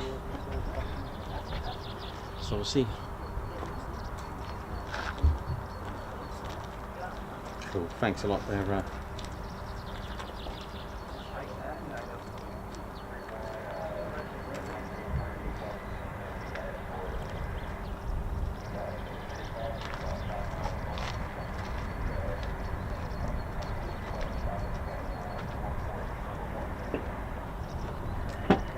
two of them come back in.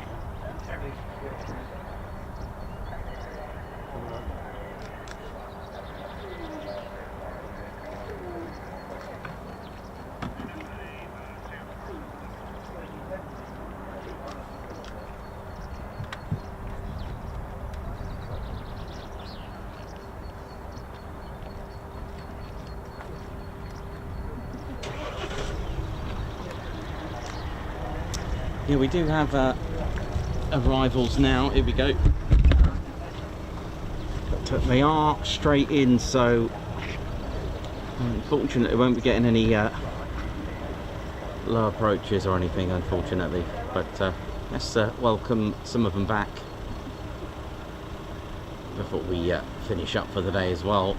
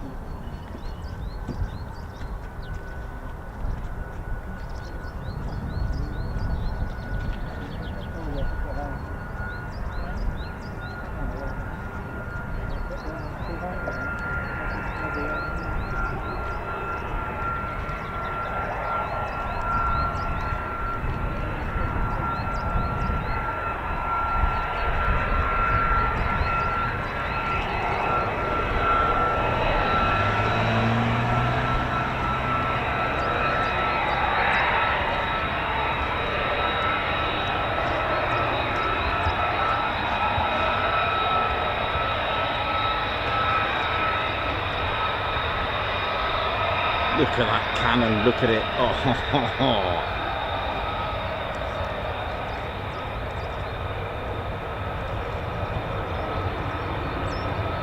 External missile railings allow it to have 6 external hard points.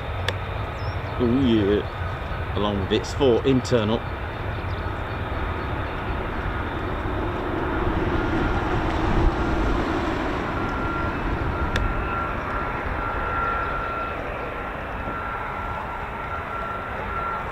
They just look so mean with them on, I love it.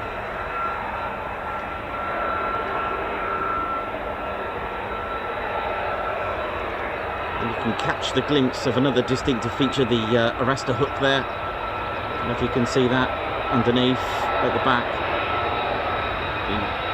The B variant doesn't have it. It certainly doesn't have the gun either.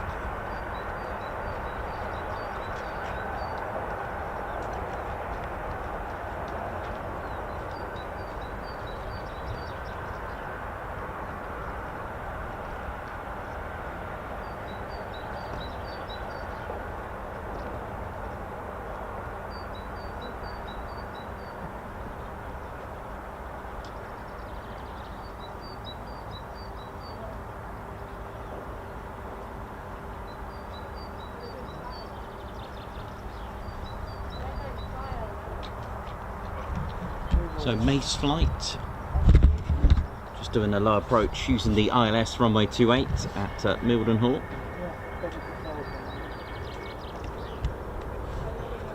If I can spot them. All I can see now in my eyes is dots. Hang on, sorry about that. Oh, here we go.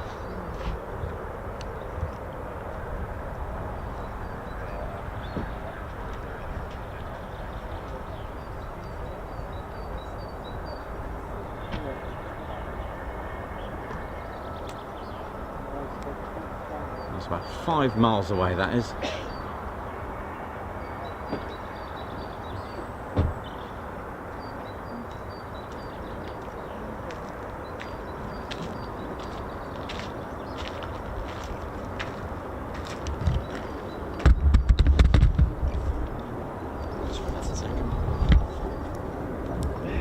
Thanks, man.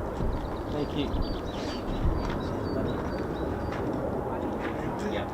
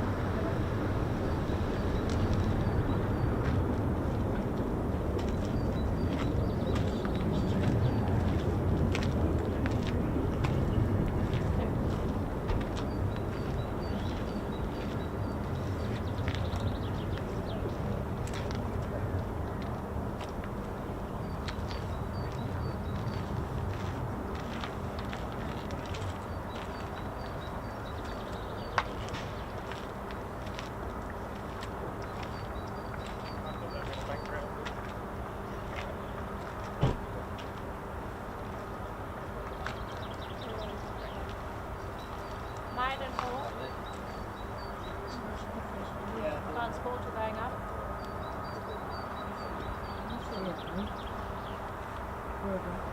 Oh, no.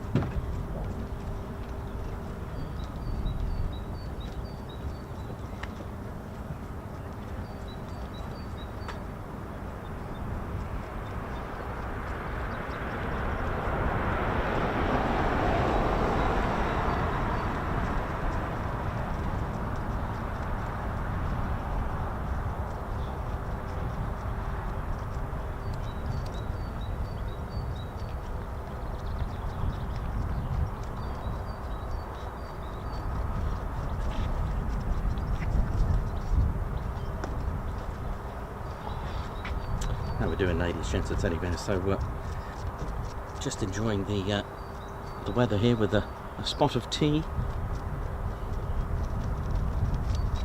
It's got a nice gentle breeze, which is always good. Finally, you can enjoy a stream without that howling wind in the background.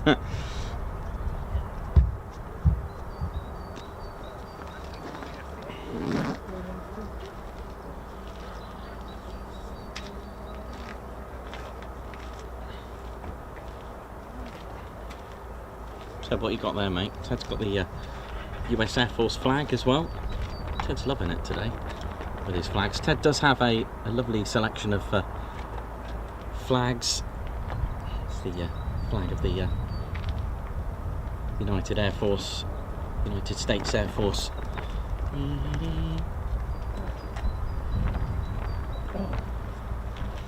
The station is a USAF base, so United States Air Force in Europe. That's what the letter E stands for. So it's just Ted, you're right, mate. I think Ted wants to pack up for the day and just go do some sunbathing like bears do, you know. Ted, you're right, mate. Ted, you've got work, mate. Yeah. Yeah, bear garden. Oh dear.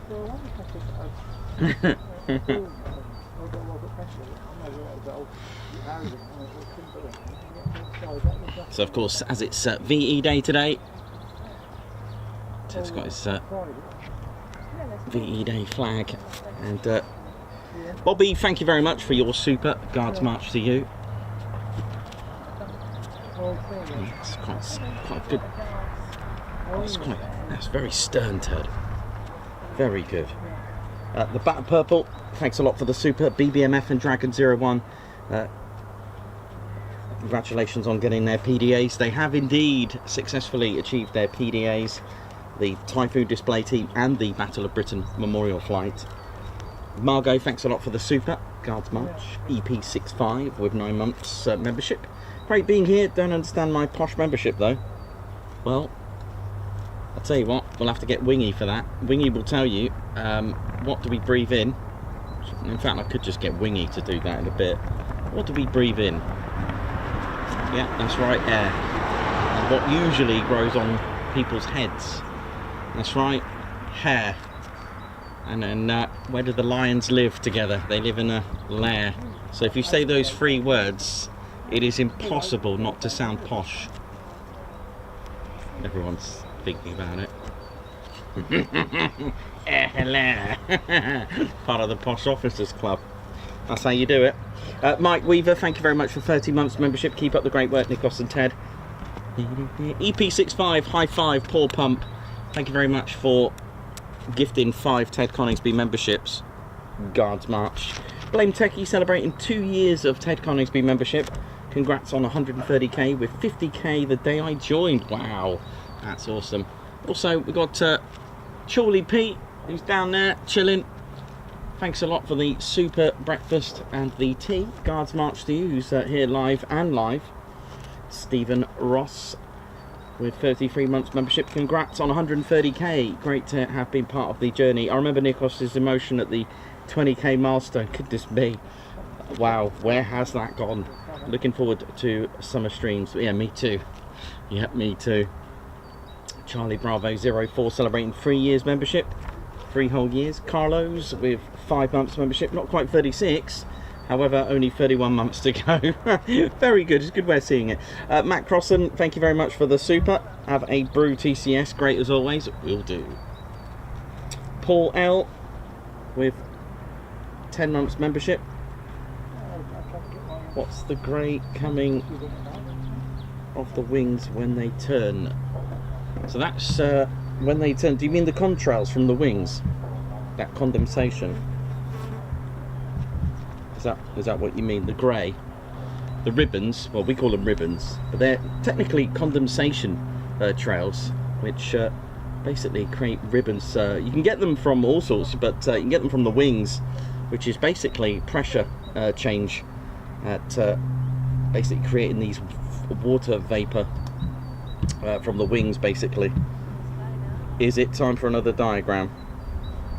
I think it could be. But yeah, they're kind of like wingtip contrails. They are kind of short-lived well, we call them ribbons, basically. White, wispy vapor trails, and they're formed by rapid air pressure, basically the change in temperature dropping at the edges of the wings, especially with twists and turns and like that. And don't forget, the particles in the air are sitting there all happy, you know, they're all good, and then suddenly you've got a fast-moving aircraft just blasting through, changing pressure, changing the dynamics, and freezing the air and condensing it. So yeah, that's what that is. Andy D 007, thank you very much, high five, welcome. Thanks for joining the Ted Coningsby Squadron. Ding, ding, ding.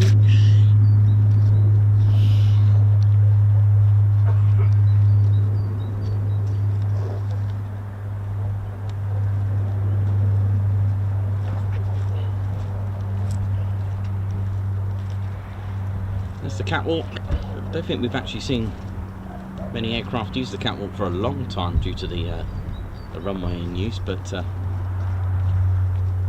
we go.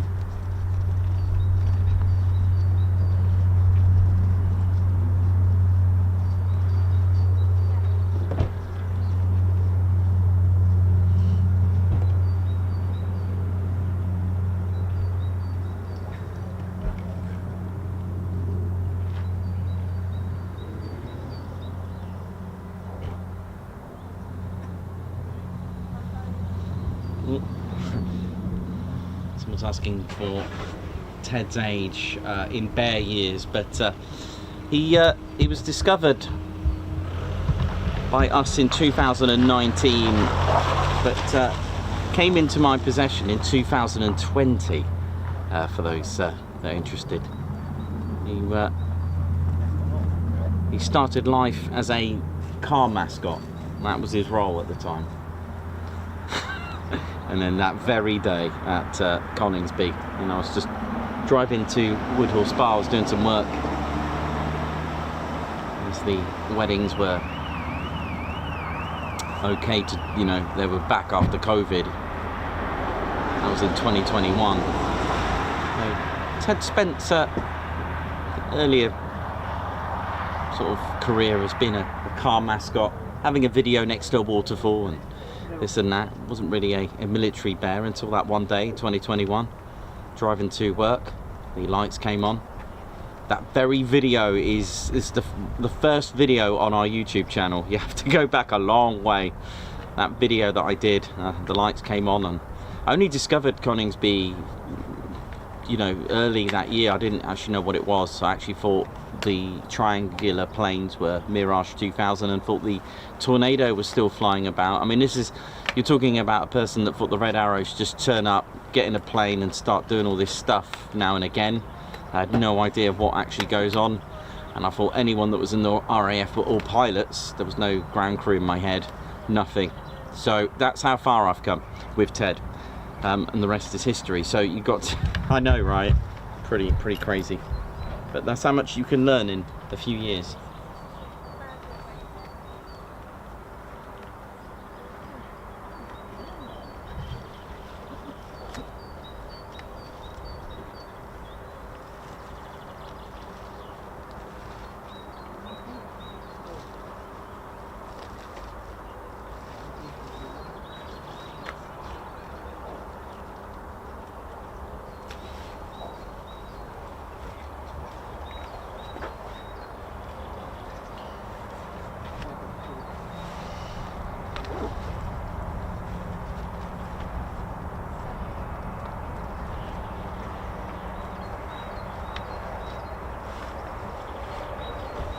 Yeah, don't forget to let's hit that like button before we finish up, because we are almost complete, going into our weekend now, as that is it for today really.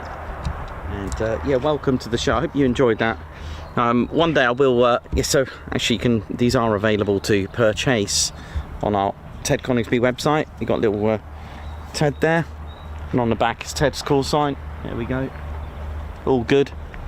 So visit tedconingsby.co.uk for the latest and greatest merchandise. They're quite nice fitted t-shirts really. But as we're a channel that thrives on history, thriving on remembering and trying to you know, raise awareness of, let's not forget these people, let's not forget these men and women, military and civilian as well, of what they went through, because you know, we've always said it's a people's war. I mean, do you you need to kind of get into concept as well of understanding a lot of things. There's a whole thing about remembering. I mean, put it this way, the Vickers Wellington, the most produced RAF bomber in World War II, 28 a week they were producing, 11,461. They didn't just make them out of nowhere. Men and women both making these things, you know, hard work to make them. You couldn't do, I don't think you could do that today. I really couldn't. I think we rely on so much technology doing the hard work for us. I don't think we can even do such a thing. The women that delivered the Hurricanes, the women that delivered the planes to the Air Force, the Women's Auxiliary Air Force, and then you've got the likes of the Eagle squadrons that made that journey. You know, 250 US personnel just left America because they were neutral, but they wanted to fight for freedom, and they came to England. In September 1940 they formed the Eagle Squadron 71, 121 and 133, just off their own back, and yet it was against the law, because you couldn't, it was against the law to enroll and enlist in another country's Ministry of Defence or Armed Forces or Air Force, Army, whichever.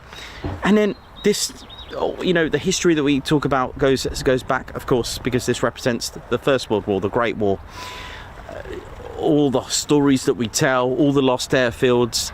There's people telling me that it's not taught in education anymore, and it's like, no, that shouldn't be the case. We should never forget. And if you lose track of that, will we get to a generation where they don't really know anything about it and just relying on people like us that remember it? So it's great. So Ted's made his own little contribution to, you know, with our channel, to keep carrying on with the lost airfields, you know, push forward any relevant dates, meaningful dates, remembrance days, helping out where we can with history, lost airfields. Every airfield that we go to, we talk about the history. I try and do as much research as possible. You know, it's one of those things where we got to also remember the bridge between remembrance and the actual, thank you, and the actual connection between an airman, an aviator actually walking up and going in that aircraft is the same as what they did in World War II, the same as what they did in World War I. The ground crew working together with that ethos of saying that this is our aircraft, we own it, not the pilot. You know, all that kind of stuff that goes into it, all that bravery, all those men loading the bombers, the missions, the psychology of it all. I mean, PTSD must have been through the roof back then, which is why we do it in a fun way. It's very hard to try to do this in a, you know, because it does fall hand in hand with the rest of it. I get it, but you can make it fun, because plane spotting is fun, but we're on the genre of military. But I think it's really important to, if you want to enjoy a subject, is to learn all about it. And to make sure that our future generation will never forget. So inspiring recruitment, future generation through the cadets as well, whether it is the army as well. And again, we haven't even, you know, this is just one arm of the armed forces. You know, there's also we can talk about the SAS, the way they formed in Africa. That's an amazing story. Goodness me, the bravery, what was it Montgomery said, it's an insult to their bravery to make them run at machine guns. I mean, it's unreal. And then of course the Falklands, I was just talking to a couple today about the Falklands and how remarkable in just a few days it was done. It was done, you know. Margaret Thatcher said, literally, I think she must have said send it.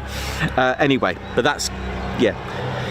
It's amazing, all the things that are going on. The MRAPs, the SF that go around and look after, and then we got the RAF Regiment, and we got the Royal Navy. We got there's so much. There's US Navy. There's so much scope, and there's so much history that you can just talk forever about it, and it's great. But anyway, the main bottom line is never forget. That's all it is. That's all it is. And just remember when you go. Just remember and think cool. And just think when you go to, I don't know where you are in the world, but always when you go to a station, just think, what was the first aircraft here? It always fascinates me. What was the very first first aircraft where I am. It is quite cool, you know. And some of the if you go even deeper and find out what squadron, you just about see an F-35 now, and like Marham, for example, 1916, number 51 squadron, right?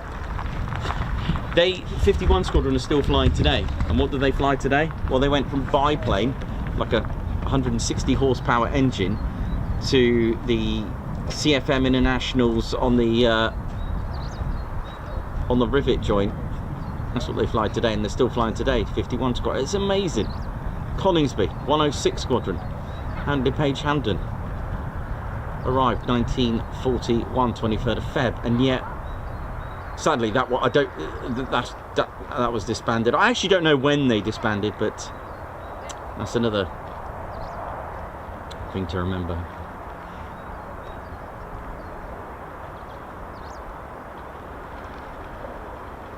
The technology involved, the feat of engineering, the design, the Harrier, the Jaguar, the Canberra, the Vulcan. There's so much to talk about. Sir Frank Whittle, again. And then you've got all the technology side. What about the Lorenz beam? Christian Holtzmuir, the Horton, the Wright brothers, there's Glenn Curtis, Short brothers, Bristol Airplane Company. It goes on and on. Grumman. Did I just hear a startup F-15?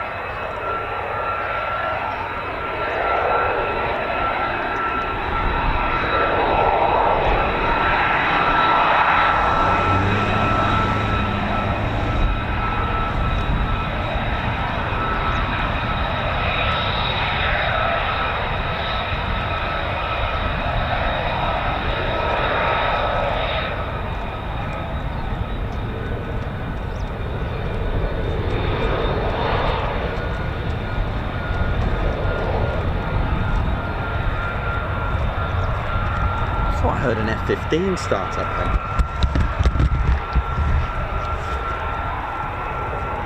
The thing is, with the way I learn, it's not just one time period or any one thing. I'm looking at the avionics side of it, the design, the whole shebang.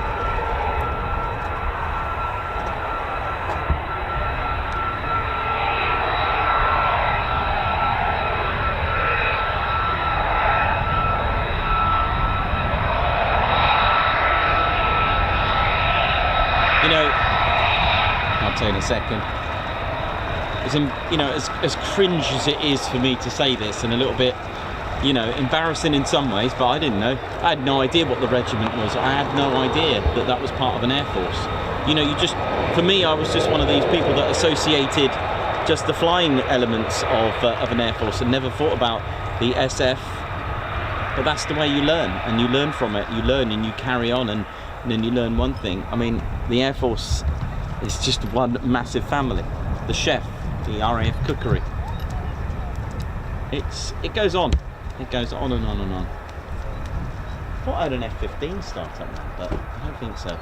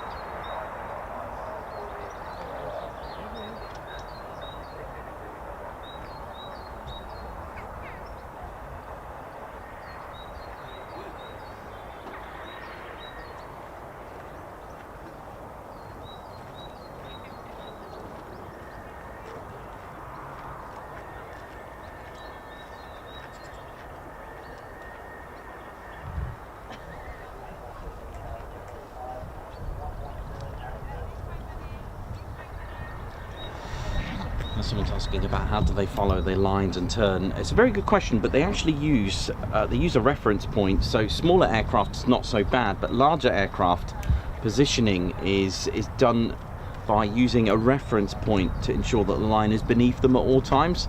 It's a very good question actually, but I did ask this to a pilot, and basically, if I try to remember how they told me it, so it depends on the aircraft, because obviously large aircraft, and even the nose on the Spitfire as well, it's massive, as you can see, because that is obviously something that they actually learn to have judgment and use reference points. But pilots taxi on the yellow lines by keeping the line centered literally between their legs or aligned with a specific spot on their side of the cockpit. So they use like a reference point, ensuring the nose wheel is directly follows the path. So it's the nose wheel that turns. There's no brakes on the nose wheel, by the way, for those that didn't know. It's always on the especially for fighters, it's on the main landing gear.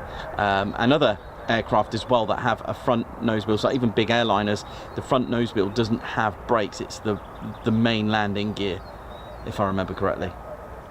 But definitely on fighters they don't have it. And it's the brakes are not like calipers and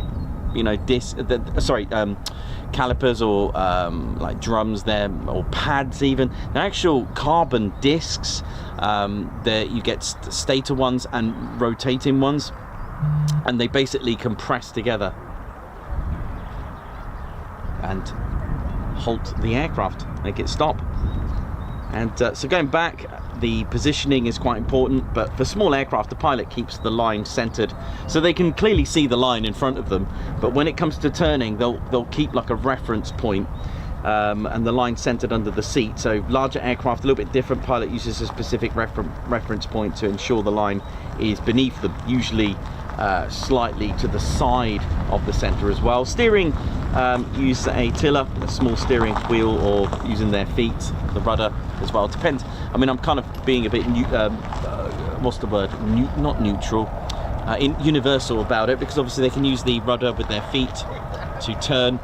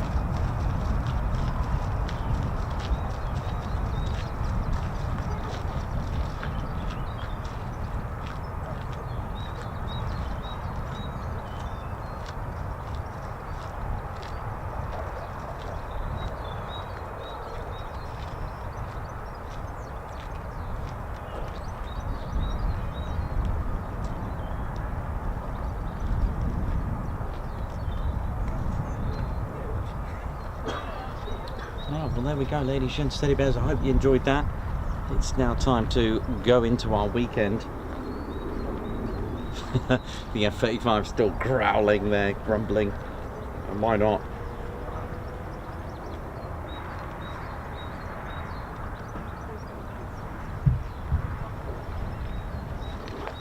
One of the things I haven't mentioned to you before is that there was a second run-in for the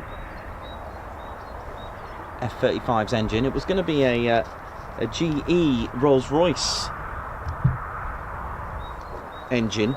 That's right, you've heard it. I think it was going to be a F136. It would still have the 43,000 pounds of thrust, and due to the sort of immature stages of it, is that even a word? Immature? No, probably the wrong word to use actually. Because of the more mature, because of the stages of the F135 of Pratt & Whitney was more mature in its development. That might be right. Yeah, that could be better word to put it. Just sounded not quite. It just didn't sound right. I think they gave it to the Pratt & Whitney's F135 engine, but yeah, it nearly had a GE Rolls-Royce engine in there, by the way. Just thought I'd just throw that in, why not? It was again an afterburning turbofan. This was going to be for the F-35 Lightning II. They both competed for it, but it obviously didn't go ahead because obviously we have the it's quite similar with 43,000 pounds. 1,000 likes as well as we just finish up. Bev, thank you very much. Bev2810, thanks for your fabulous channel. Nikos and Ted, Bev and Lynn, thank you very much to you both. Bev and Lynn, Guards March. Jan Clark, Fighter Squadron member, 23 months membership. Oi everyone, almost 2 years. Just wish I had found this channel sooner. Love and thanks to Nikos, Claire Bears, Span of Flight members and subscribers, thank you very much. Right, Ted, that's us done. It is time to ride. Mind you, when I say that, I've got the Birdman just hang on, just before we do go.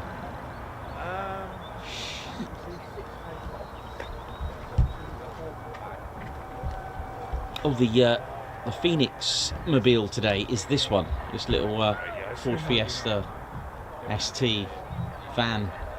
Just doing a bit of fifth gear here. Look at this. There you go. Quick climb on request. Here we go. Pull, pull, pull, pull. This is looking good. Go on. Yeah, end of the runway. There we go. 450 feet per hour.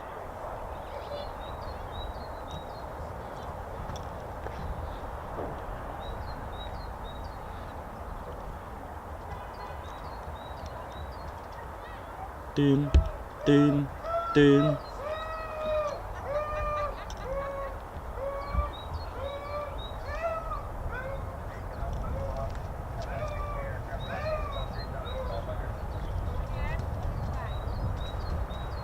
Just doing a quick runway check.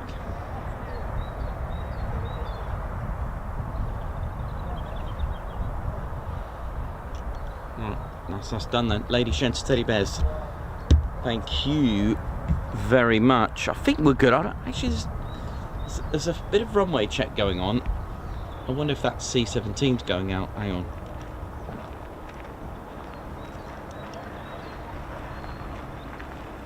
That's wing safety.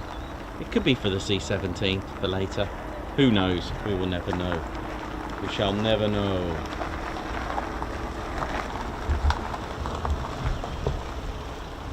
Alright, man. Yeah. I think it's time to go. Well, if we catch anything when we're packing up, we can always film it, innit, Ted? Right, let's set then. Let's go for the weekend then. Time to ride, Lady Shanta Teddy Bears. Well, I hope you've enjoyed this week. We did miss a day, didn't we? When was it? I can't remember what day it was. I actually cannot remember what day it was. It was a bank holiday, Monday or something. You can't remember either. No, I can't remember what day it was. But no worries, 4 days, that'll do. Unless I do another one, that'll count as 5, right, for the week if we catch it. Do you know what I'll do, right? If I'm packing, up and something is about to go out, I'll do a fifth stream. Just why not, eh?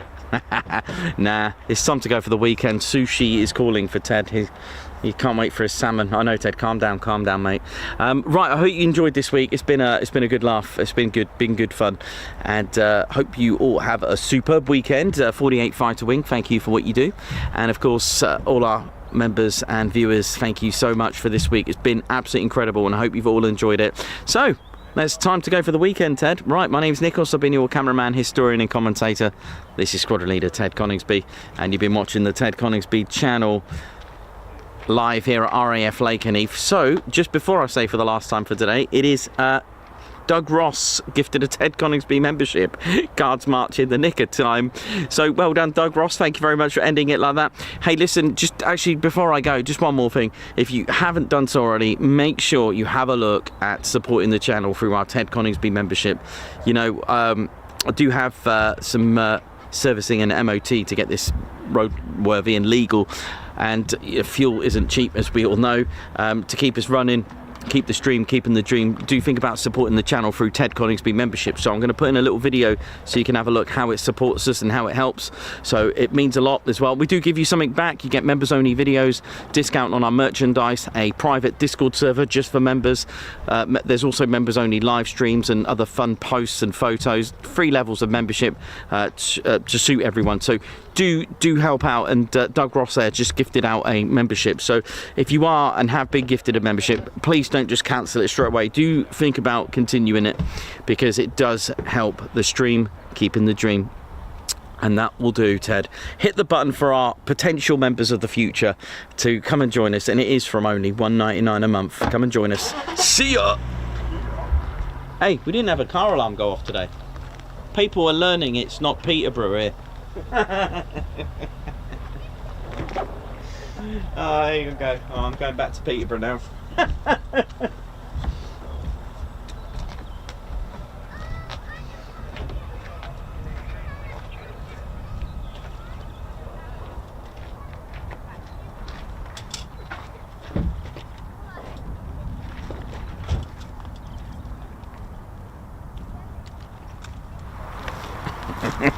Oh yeah, ladies, sheds and teddy bears, welcome to the Ted Coningsby channel membership.